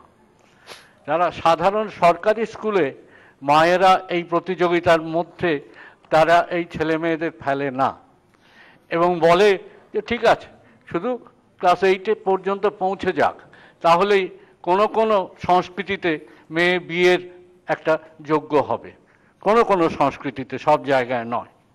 ফলে এই যে ঘটনাটা ঘটছে, এই ঘটনার পরিপ্রেক্ষিতেই পুনর্বিবেচনাটা হওয়া উচিত যে সত্যি সত্যি পাস ফেল কথাটাও যদি আপনারা ছেড়ে দেন, অন্য কোনো যে যারা পরীক্ষা একটা হলো, প্রতিযোগিতা তো সব জায়গায় আছে, সেটা আমার প্রতিপক্ষেরাও স্বীকার করে নিয়েছে। সেটা 14 বছরের ছেলেকে আমি প্রতিযোগিতা থেকে বাইরে রাখবো 14 বছর পর্যন্ত। ভেবে দেখুন, ক্লাস 8-এ প্রারম্ভিক শিক্ষা 14 বছর পর্যন্ত তাকে আমি প্রতিযোগিতায় দিচ্ছি না, ফেলছি না। ক্লাস 8-এর পর থেকে 14 বছরের পর থেকে আমি তাকে প্রতিযোগিতায় ফেলছি। এইটা কি একটা মানবিক সিদ্ধান্ত? এই সিদ্ধান্তটা আমার মনে হয় অত্যন্ত অসঙ্গত। বরং তাকে আস্তে আস্তে আস্তে আস্তে পরীক্ষা হোক, অন্য আমি যে পরীক্ষা ব্যবস্থার পরিবর্তনের কথা বলছি, যে পরীক্ষার থেকে ভয়টাকে তুলে নেবার কথা বলছি, সেটা শিক্ষাবিদেরা ইচ্ছে করলে পারেন। শুধু শিক্ষাবিদ নয়, মনস্তত্ত্ববিদ, শিশু সাহিত্যিক সকলে মিলে বসে পরীক্ষা এমন ব্যবস্থা করতে পারেন যে পরীক্ষাটা ভয় থাকবে না, ওটা খেলার মতো হবে। সেটা হতেই পারে। আমাদের ঔপনিবেশিক পরীক্ষা পদ্ধতি থেকে মাথাটা সরিয়ে আনতে হবে, একটা নতুন ধরনের পরীক্ষা পদ্ধতি। আমাদের দেশে মেধা আছে, আমাদের দেশের বুদ্ধি আছে, পরিকল্পকেরা এটা ভাবতেই পারেন এবং সেই রকমের প্রতিযোগিতার মধ্যে দিয়ে আস্তে আস্তে আস্তে আস্তে আসে 6 বছর বয়সে ছেলেমেয়েরা প্রথম ক্লাস 1-এ আসে। 6 থেকে 14 বছর পর্যন্ত তাদের কোনো রকম কোনো চ্যালেঞ্জের সামনে ফেলবো না, বরং তাদের অনায়াসে পেরিয়ে যেতে দেব এবং 14 বছরের পরে তাদের ওই গলায় ধাক্কা দিয়ে পুকুরে ফেলে দেব। এই সিদ্ধান্তটা আমার কাছে অত্যন্ত অমানবিক এবং হৃদয়হীন বলে মনে হয়। ধন্যবাদ প্রদীপ্তবাবু। গোর্কি এক মায়ের ছবি এঁকেছিলেন, পবিত্র সরকার যেভাবে মায়ের শ্রেণী বিভাগ করলেন তাতে বিতর্ক আমি এড়াতে পারছি না। ইংরাজি মিডিয়ামের মা এবং বাংলা মিডিয়ামের মা। আমার পরের বক্তা অশোক বিশ্বনাথ। পবিত্রবাবুকে ধন্যবাদ। উনি বেশ কয়েকটি গুরুত্বপূর্ণ বিষয় কিন্তু তুলে ধরেছেন এইবারে, এবং বিভাসবাবুকেও। দুটি যে যুক্তি আমরা মনে করছি খুবই গুরুত্বপূর্ণ এবং সেইগুলোকেই কেন্দ্র করে আমি আমার বক্তব্য রাখবো। প্রথম যেটা বিভাসবাবু বললেন যে একটি পরীক্ষাও না দিয়ে না পড়ে একজন ক্লাস 8 অবধি চলে এলো, এটা কি ন্যায্য হলো? আমি বলবো এটা একটা চূড়ান্ত উদাহরণ বা এক্সট্রিম এক্সাম্পল। কিন্তু বিভাসবাবু এটাও বলেছেন যে যেমন উনি পাশ ফেলের পক্ষে, তেমনি উনি সম্পূর্ণরূপে পরিকাঠামোর আমূল পরিবর্তনেরও পক্ষে। তাহলে যদি আমূল পরিবর্তন হয় তাহলে এমন শিক্ষক নিয়োগ করা হবে যারা যোগ্য, আর শুধু যোগ্য নয়, ম্যাকলের সেই ঔপনিবেশিক শিক্ষা অনুযায়ী তারা কিন্তু ছাত্রকে অনুপ্রাণিত করবে। এবং এখানে আমি পবিত্রবাবুর কথাটাতেই আসছি। আমার মনে হয়েছে পরোক্ষভাবে প্রচ্ছন্নভাবে এরা আমাদের কথাই বলেছেন। উনি কিন্তু বলছেন যে 14-15 বছর অবধি সে কোনো পরীক্ষার সম্মুখীন হবে না, কিন্তু আস্তে আস্তে অল্প আঁচে যেমন রান্না করা হয় তাকে তৈরি করা হবে যাতে সে পরীক্ষাকে ভয় না পায়। আমরা তো সেই কথাটাই বলছি। আমরা বলছি না যে প্রতিযোগিতা থাকবে না, প্রতিযোগিতা থাকবে। এমনকি একটা রেষারেষিও থাকতে পারে, তাতে একজন ছাত্র নিজের থেকে রুশ বিপ্লব নিয়ে পড়তে পারে।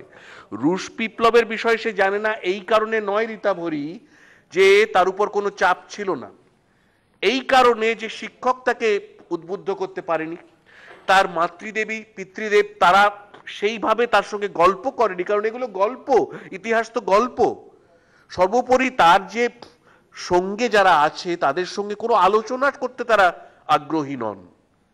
অতএব এটা পাশ ফেলের বা পাশ ফেল না থাকার ফল নয়।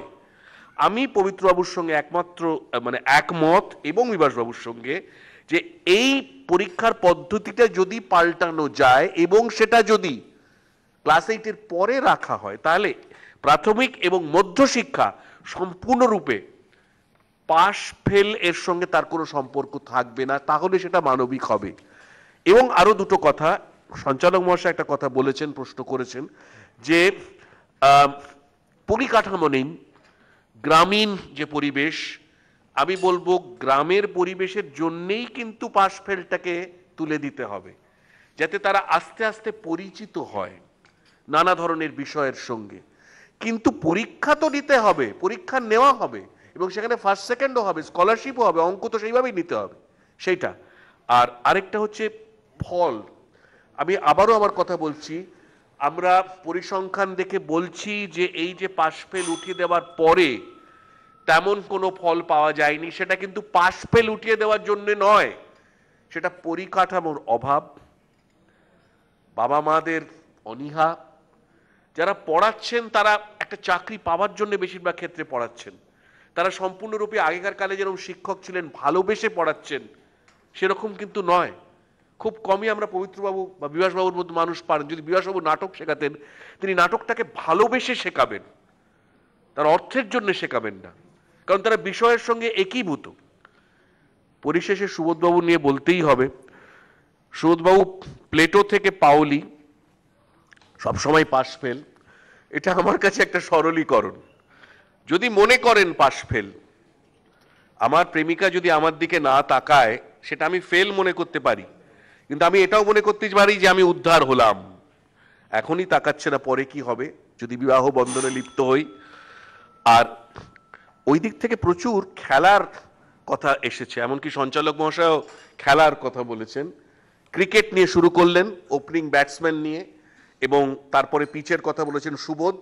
আমি বলছি না যে তাদের বক্তব্যগুলো সবই সিলি পয়েন্ট, কিন্তু মাঝে মাঝে তারা বোল্ড হয়ে গেছেন এবং মাঝে মাঝে ফুটবল করতে গিয়ে একের পর এক গোলের কথা বলে নিজেরাই সেম সাইড গোল দিয়েছেন।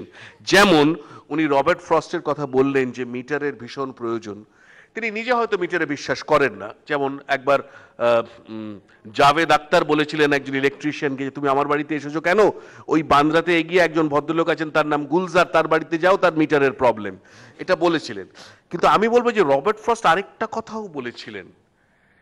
রবার্ট ফ্রস্ট যেমন মিটারকে গুরুত্ব দিয়েছেন, তিনি বলেছিলেন ফায়ার অ্যান্ড আইস কবিতা দিয়ে, এবং কবিতাটা দিয়ে আমি শেষ করছি, যে আমরা সত্যি আগুন নিয়ে খেলছি। উনি বলছেন, some say the world will end in fire, some say in ice. From what I've tasted of desire, I hold with those who favor fire. But if it were to perish twice, I think I know enough of hate to say that for destruction ice is also great and will suffice. ধন্যবাদ। ধন্যবাদ অশোকদা, ধন্যবাদ। অশোকদা বলছিলেন ভালোবেসে শেখাবেন। কোথায় শেখাবেন মাস্টারমশাইরা? এখনো পরিসংখ্যান বলছে অধিকাংশ স্কুলে বেঞ্চ ভাঙা, ব্ল্যাকবোর্ড নেই, শৌচালয় নেই, এমনকি ছাদটুকুও নেই। বহু স্কুলে ক্লাস 6-এর বাচ্চারা দাঁড়িয়ে থাকে, ক্লাস 5 বা 7-এর বাচ্চারা ক্লাস থেকে বেরোলে তারা ঢুকতে পাবেন। এই পরিকাঠামোয় ভালোবেসে শেখানো, রীতাভরি? আমি দেখছি অনেক রকম আলোচনা হচ্ছে, অনেক গুরুগম্ভীর বিষয়ে কথা বলা হচ্ছে। আমাদের কিন্তু আলোচনাটা হচ্ছে ওই প্রাথমিক শ্রেণী থেকে অষ্টম শ্রেণী অবধি পাস ফেলটা থাকবে কি থাকবে না, প্রতিযোগিতা, ডাক্তার হওয়া, ইঞ্জিনিয়ার, চাপ, আমি আবারও বলছি এগুলো অনেক পরে আসে। প্রাথমিক হচ্ছে যে একদম বেসিকটা, ওই 33%টা, সরি আবার ওই সংখ্যার জায়গায় চলে যাচ্ছি, ওইটুকু আমি তুলতে পারছি কিনা। অষ্টম শ্রেণী অবধি যদি আমি একদম বেসিকটা না জানলাম, তাহলে তারপরে তো আমি একটা অথৈ জলে পড়বো। তারপর নবম শ্রেণী থেকে তারপরে পরীক্ষা, চাকরিতে ঢোকা, এবং এই যে নানান রকম আরো যেসব বড় বড় পরীক্ষা আমাদের জীবনে দিতে হবে, যেগুলো অনেক বড়, গুরুত্বপূর্ণ, এবং আজকের মতো জায়গায় যেটাকে আমরা র্যাট রেস বলছি, সেখানে আমি দাঁড়াতেই পারবো না, সেরকমই তো পরিস্থিতি। সেই পরিস্থিতিটা তো আমরা চেঞ্জ করবার কথা বলছি না, বা সেই আলোচনাটা এখানে হয়নি। তো সেটা যেখানে হচ্ছে না, সেখানে অষ্টম শ্রেণী অবধি পাস ফেল থাকলো না, মানে আমি ক্লাস 7 থেকে আমরা ডেমোক্রেটিক পলিটিক্স বা সিভিক্স এই সাবজেক্টগুলো আমাদের সিলেবাসে পাই, তাই তো? আমি ক্লাস 7-এ ডেমোক্রেটিক পলিটিক্স পড়লাম না, কোনো আমার ইন্টারেস্ট তৈরি হলো না, তার কারণ আমার তো বেসিকেরও দরকার নেই, ওই 33%-এরও দরকার নেই। গণতন্ত্র কি আমি জানলামই না, বোঝবার চেষ্টা করলামই না, তার কারণ আমার 7-এর সিলেবাসে ছিল, কিন্তু আমার না জানলেও হবে। তারপরে আমায় যখন ক্লাস 10-এ পড়ানো হবে যে আমাদের দেশে একসময় এমার্জেন্সি হয়েছিল, আমরা কিছু সময়ের জন্য গণতন্ত্র হারিয়ে ফেলেছিলাম, সেটা সাংঘাতিক। কেন সাংঘাতিক? আমার মনে তো সেই প্রশ্ন উঠবে না, আমি কেন 12 ক্লাসে উঠে তারপরে ভোট দেব একটা সঠিক বা ঠিক নাগরিক হিসেবে? যখন ক্লাস 7-এ আমায় সিভিক্স পড়ানো হয়েছিল, পড়ানোর চেষ্টা করা হয়েছিল, কিন্তু আমি তখন আমার বেস, আমার দেশ কি, গণতন্ত্র কি, এবং ক্যাপিটালিজম ঠিক কি ভুল কিনা, এইসব ধারণা আমার তখন মাথায় আসেইনি। এখন আমাকে এগুলো বলা হচ্ছে, আমি কেন নবম শ্রেণীতে উঠে এগুলো শুনবো, যখন এগুলো আগে আমাকে জোর করে পড়তে বাধ্য করা হয়নি। আর বাবা মা আজকের মতো এই পরিস্থিতিতে, রিসেশনে, যেখানে তারা দুবেলা ছুটে বেড়াচ্ছে যে একটু ঠিক মতো রোজগার হোক, বাড়িতে ছেলে মেয়েরা অ্যাটলিস্ট খেতে পাক, সেইখানে এই আইডিয়াটা রোম্যান্টিসাইজ করা না, যে বাবা মা ছেলে মেয়েদেরকে তৈরি করবে মানসিকভাবে এবং এইভাবে তারা নাগরিক করে তুলবে। আমি এগ্রি করছি যে বাবা মারা ছেলে মেয়েদেরকে আজকাল এইভাবেই তৈরি করা হয় যাতে তারা চাকরিজীবী হতে পারে এবং রোজগার করে খেতে পারে, কিন্তু সেটার তো কারণ আছে। এই যে সিস্টেম, এই যে রিসেশন, এগুলো তো পাল্টাচ্ছে না। আমাদেরকে নিজেদেরকে এটার সাথে সাবলীল হয়ে চলতে হবে এবং নিজেদেরকে পাল্টাতে হবে, সেটা তো আমরা করছি না। শুধু অষ্টম শ্রেণী অবধি রাখা হবে না পাস ফেল, তারপরে রাখা হবে। যদি পরিবর্তন করতে হয়, গোটা সিস্টেমটা পাল্টান, সেটার জন্য কি অন্য কোনো মডেল আছে? নেই তো, আপাতত অন্য কোনো মডেল নেই যেটা এখন অ্যাপ্লাই করা যাবে। যখন নেই, পিকাসো বলেছিলেন যে একটি নিউড পেন্টিং খুব সুন্দর, সেটা নিজের আর্টিস্টিক ভ্যালিউ আছে, কিন্তু তাকে যদি একটা মোজা পরিয়ে দেওয়া হয় তাহলে সেটা নোংরা। তাহলে এই অষ্টম শ্রেণীর মোজাটুকু পরানো কেন? হয় পুরো পোশাকটা পরান, সমস্ত সিস্টেমটাই পাল্টে দিন, বা পেন্টিংটা যেমন আছে সেরকম সুন্দর থাক, সেটাকে নষ্ট করবার চেষ্টা করবেন না। আর আমি অশোকদার কথায়, সরি আরেকবার অশোকদা তোমাকে বলতেই হচ্ছে, তুমি বলছো যে রুরাল ডেভেলপমেন্টের জন্য, রুরাল ছেলে মেয়েদের জন্য, তাদের পড়াশোনায় উৎসাহী করার জন্য আরো বেশি গুরুত্বপূর্ণ যে এই পাস ফেলটা না থাক। আমার মনে হয় না যে এটা একেবারেই সঠিক, তার কারণ এখনো পর্যন্ত উচ্চ মাধ্যমিকে যখন ফলাফল হয়, রেজাল্ট বেরোয়, তখন আমরা দেখি রুরাল এরিয়া থেকে সব থেকে বেশি হাইয়েস্ট র্যাঙ্কিং ছেলে মেয়েরা। তার মানে মেধার কোনো অভাব নেই রুরাল এরিয়াতে। ওখানে কিন্তু এখানে মেধার কোয়েশ্চেন হচ্ছে না, শুধু বেসিকটা, শুধু পাস ফেলটা, শুধু ইন্ডিয়া কোথায় লোকেটেড আর আমি ভোট দেবো কি দেব না, কি আমার দেশের প্রথম প্রধানমন্ত্রী কে ছিল, এইটুকু জানার জন্য আমার মনে হয় না যে খুব বেশি কিছু লাগে। আর ওই 33%টা এইটুকু পড়লেই উঠে আসে। Thank you. ধন্যবাদ রীতাবরী। আমার বিপক্ষের পরের বক্তা কুণাল সরকার। সুবোধবাবুকে উদ্দেশ্য করে বলি যে আমার যতদূর ধারণা যে পাউলির সম্বন্ধে প্লেটো খুব একটা বোধহয় অ্যাওয়্যার ছিলেন না আর কি, এবং কিন্তু প্লেটো প্রাসঙ্গিক সময় একটা কথা বলেছিলেন যে very often we pretend to think with our brains when we are actually thinking from the pelvis.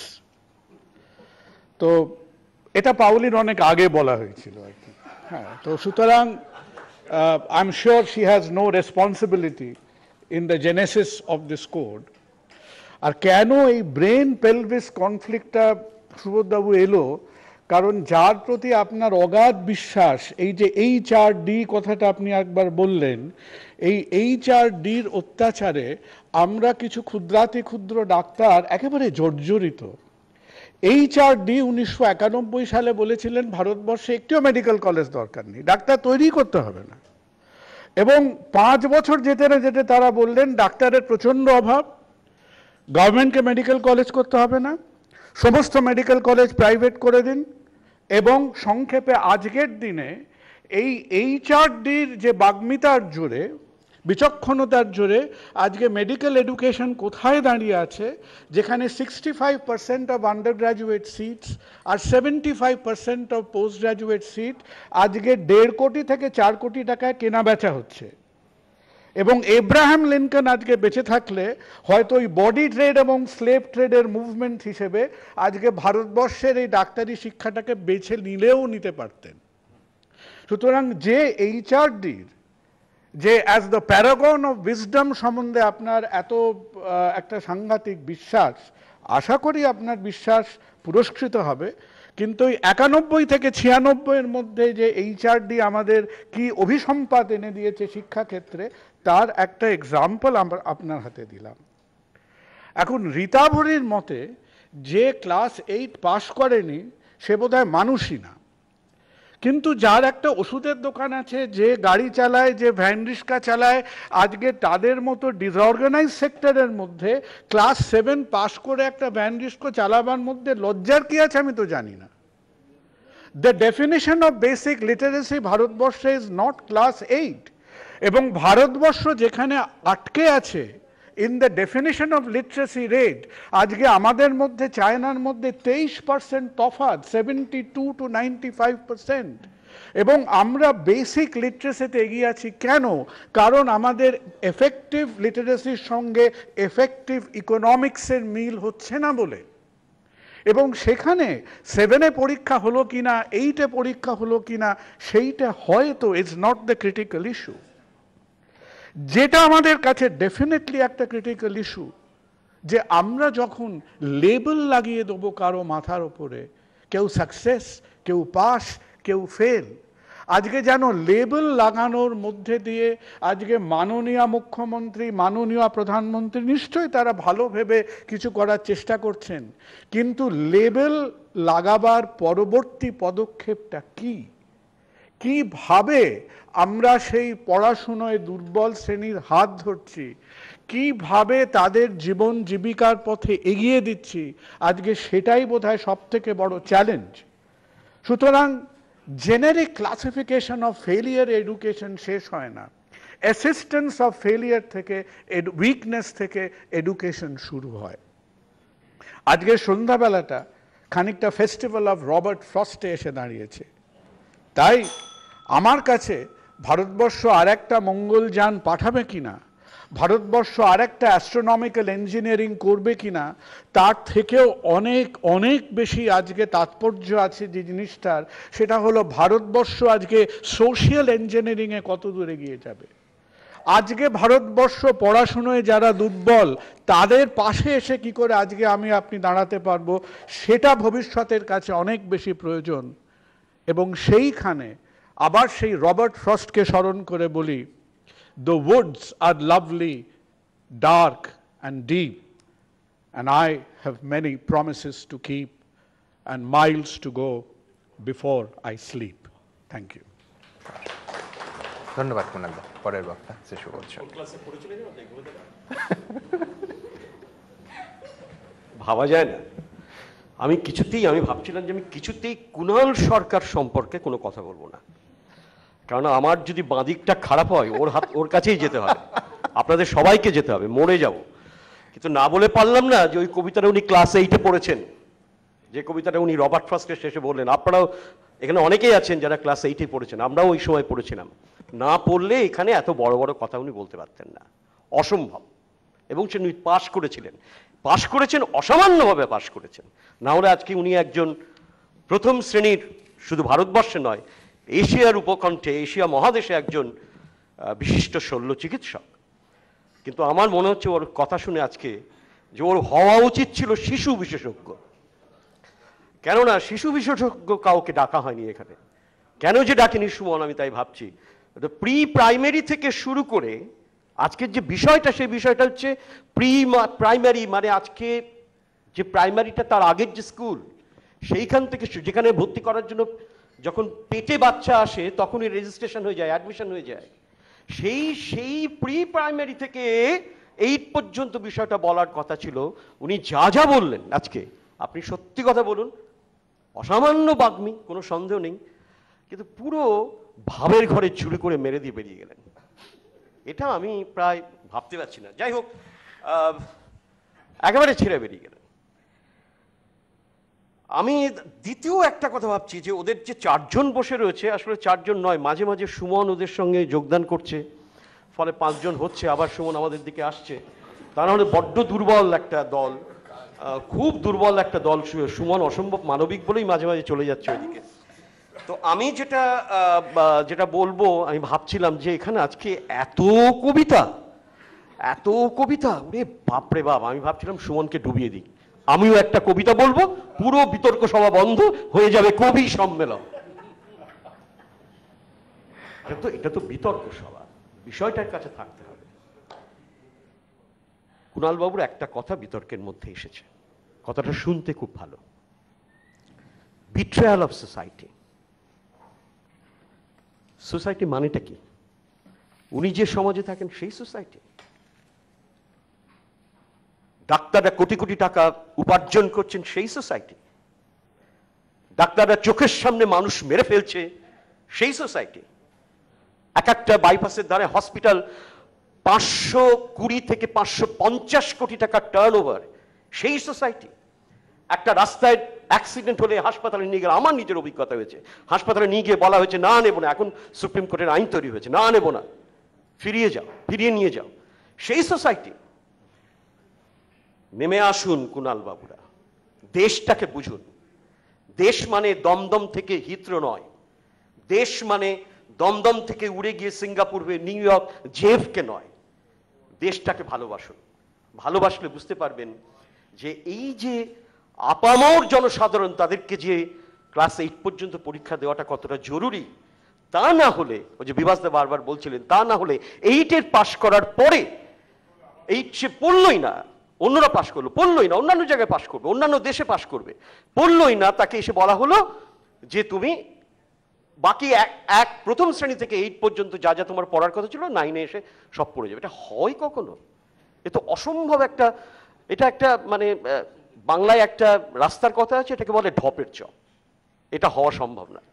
Pass fail থাকবেই। সারা পৃথিবী, সমস্ত উন্নত দেশ, যেসব প্রচুর জার্মানি, ফ্রান্স, রাশিয়া দেখালেন আমাদের কুণাল বাবু, ওসব জায়গাতেই উনি স্বস্তি বোধ করেন। কিন্তু দুঃখের বিষয় হচ্ছে এই যে আমরা তাদের মডেল নিয়েছি। অশোকবাবু বার ম্যাকলের কথা বলছেন। ম্যাকলের যে এডুকেশন পলিসি, তারই তো প্রোডাক্ট অশোক, তারই তো প্রোডাক্ট কুণাল বাবুরা। তার পাশে বসে আছেন আমাদের বিশ্বভারতীর প্রাক্তন উপাচার্য, আমিও। কিন্তু আপনি আমার ব্যাকগ্রাউন্ডটা জানেন না বলে আমাকে এখন যে অবস্থায় দেখছেন, আমি একটা কলেজের অধ্যাপনা করছি 25 বছর, কিন্তু আমার ছোটবেলাটা কেটেছে ওই জায়গায়। আমি খেতে পেতাম না বাবা মারা যাওয়ার পরে। আপনারা সেটা বুঝবেন না, সেই ব্যথাটা বুঝবেন না। আমি শেষ কথা করবো, যদিও বেল বাজিয়ে দেওয়া হয়েছে, আমি শুধু শেষ একটা কথা বলি। দেশ থাকবে কিন্তু রাষ্ট্র থাকবে না। আইন থাকবে কিন্তু আদালত থাকবে না। এবিপি আনন্দ থাকবে কিন্তু সুমন-দে থাকবে না। সেটা হয় না, কোনো দিন হয়নি, হওয়া সম্ভব নয়। মাত্র কয়েক বছরের ঘটনা মাঝখানে ঘটে গেছে। এটা আমার কাছে দুঃস্বপ্ন। দুঃস্বপ্নটা চলে যাচ্ছে। স্বপ্ন যদি দেখতে চান, বাবা মায়েরা যদি দেখতে চান, পিঠের ব্যাগগুলো কমাতে চান, তাহলে সেই স্বপ্ন দেখুন। নমস্কার। আমার শুধু একটাই আফসোস হচ্ছিল যে ভাগ্যিস এই বিতর্ক সভা শুরুর আগে সুভদ্রার সঙ্গে আড্ডা দিইনি। নির্ঘাত প্রস্তাবের পক্ষে না বিপক্ষে, ব্যক্তিগতভাবে আমি কোন পক্ষে বিশ্বাস করি, সুভদ্রাই মারাত্মক ভুলটা করতেন না। আমার পরের বক্তা, ইনফ্যাক্ট বিপক্ষের শেষ বক্তা, এই সভার শেষ বক্তা রজতবাবু, আমি শুধু একটা পরিসংখ্যান দিচ্ছি, কোনো পক্ষের নয়, শুধু পরিসংখ্যানটা রাখছি আপনাদের সামনে। জুন 2015, এই বছর জুন মাসের কেন্দ্রীয় সরকারের পরিসংখ্যান দফতরের স্ট্যাটিস্টিক্স বলছে যে আমরা এই এত আলোচনা যাদের নিয়ে করছি, ভারতবর্ষ এবং এই রাজ্যের শিশুদের মধ্যে অন্তত 17% অক্ষর জ্ঞান হয়নি অথবা হবে না। অর্থাৎ আমরা এতদিন 3 দশক ধরে এত এক্সপেরিমেন্ট করেও যেখানে পৌঁছলাম, 17% শিশু, 100টির মধ্যে 17টি বাচ্চা নিরক্ষর থেকে যাবে। রজতবাবু।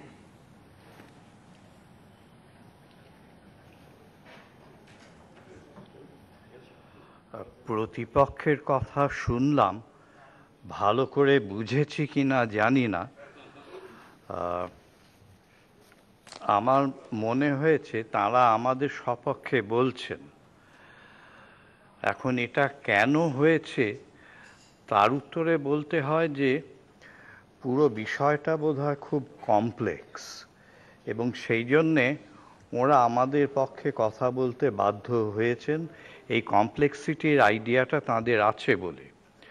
আমি একটা ব্যক্তিগত গল্প দিয়ে শেষ করতে চাই। আমাদের স্কুলে আমাদের একজন শিক্ষক, এবং তিনি আমাকে কি কি বলেছিলেন দুটো অকেশনে সেটা বলছি। একবার তিনি ক্লাসে এসে আমার অঙ্কের খাতাটা ধরে এই রকম করে ধরে বলেছিলেন, এ ছেলেটা 1 পেয়েছে, এবং বুঝিয়ে দিয়েছিলেন যে ওই খাতাটা অচ্যুত।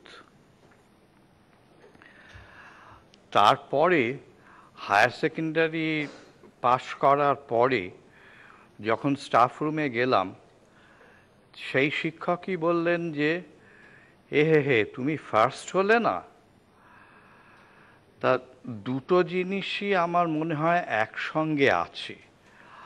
আমরা কেউ এটা বলতে পারি না যে পুরো কম্পিটিটিভ হোক বা পুরো আনকম্পিটিটিভ হোক, কিন্তু একটা স্তরভেদ আছে। শিশুদের উপরে অত্যাচারের আমি পক্ষপাতী নই, কিন্তু যারা শিশু নেই, স্কুলের বড় ছেলেদের মধ্যে, মানে বয়সে বড় ছেলেদের মধ্যে গণ্য হয়, তাদের ক্ষেত্রে তো পরীক্ষা নিরীক্ষা পাশ ফেল থাকা দরকারই, কিন্তু এটা একটা স্তরভেদের ব্যাপার। আমরা ক্লাস 8 পর্যন্ত কথা বলছি, আমাদের দায়িত্ব ক্লাস 8-এর পরের ছেলে মেয়েদের নয়, মানে আলোচনার অন্তর্গত নয়।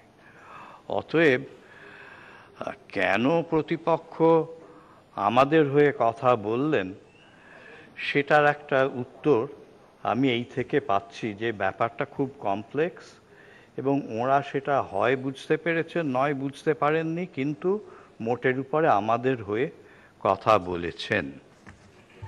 ধন্যবাদ রজতবাবু। যদিও প্রতিনিধিত্বমূলক জনসংখ্যা এটা নয়, কিন্তু তাও আমি একবার শুধু কৌতূহলের আর সামলাতে না পেরে আপনাদের একটাই প্রশ্ন জিজ্ঞেস করব যে কারা কারা মনে করছেন যে পাশ ফেল আবার এ রাজ্যেও 20টা রাজ্যের মতো ফিরে আসুক, যদি দয়া করে হাত তোলেন। না, সুভদ্রা, এটা সরলীকরণ হলো, সবাই নয়। এক সুইডিশ সমাজতাত্ত্বিক বলেছিলেন যে আমাদের সমাজে সবথেকে সহজ আর সস্তা গিনিপিগ হলো শিশুরা। আমি আশা করব যে একজন সমাজতাত্ত্বিক ভাবলেও আমাদের দেশের শিক্ষাবিদরা তা ভাববেন না। মাননীয় শিক্ষামন্ত্রী আজকেই বলেছেন যে আগামী 2 দিনের মধ্যে আমাদের এই পশ্চিমবঙ্গের রাজ্য সরকারও জানাবে তারা কোন পক্ষে, এবং শুধু জনগণকে নয় কেন্দ্র সরকারকে জানাবে নিয়ম নীতি কি পরিবর্তন করা যায় দেখা যাক, সেদিকে নিঃসন্দেহে আমাদের চোখ থাকবে। কিন্তু শেষে একটাই বলি যে পাশ ফেল থাকুক বা উঠে যাক, জীবনের পরীক্ষায় আমাদের কচিকাচারা যেন কোনোভাবে ফেল না করে, ব্যর্থ না হয়, এই প্রার্থনা এই আশা দিয়ে আজকের এই অনুষ্ঠান শেষ করছি। ভালো থাকবেন, শুভরাত্রি।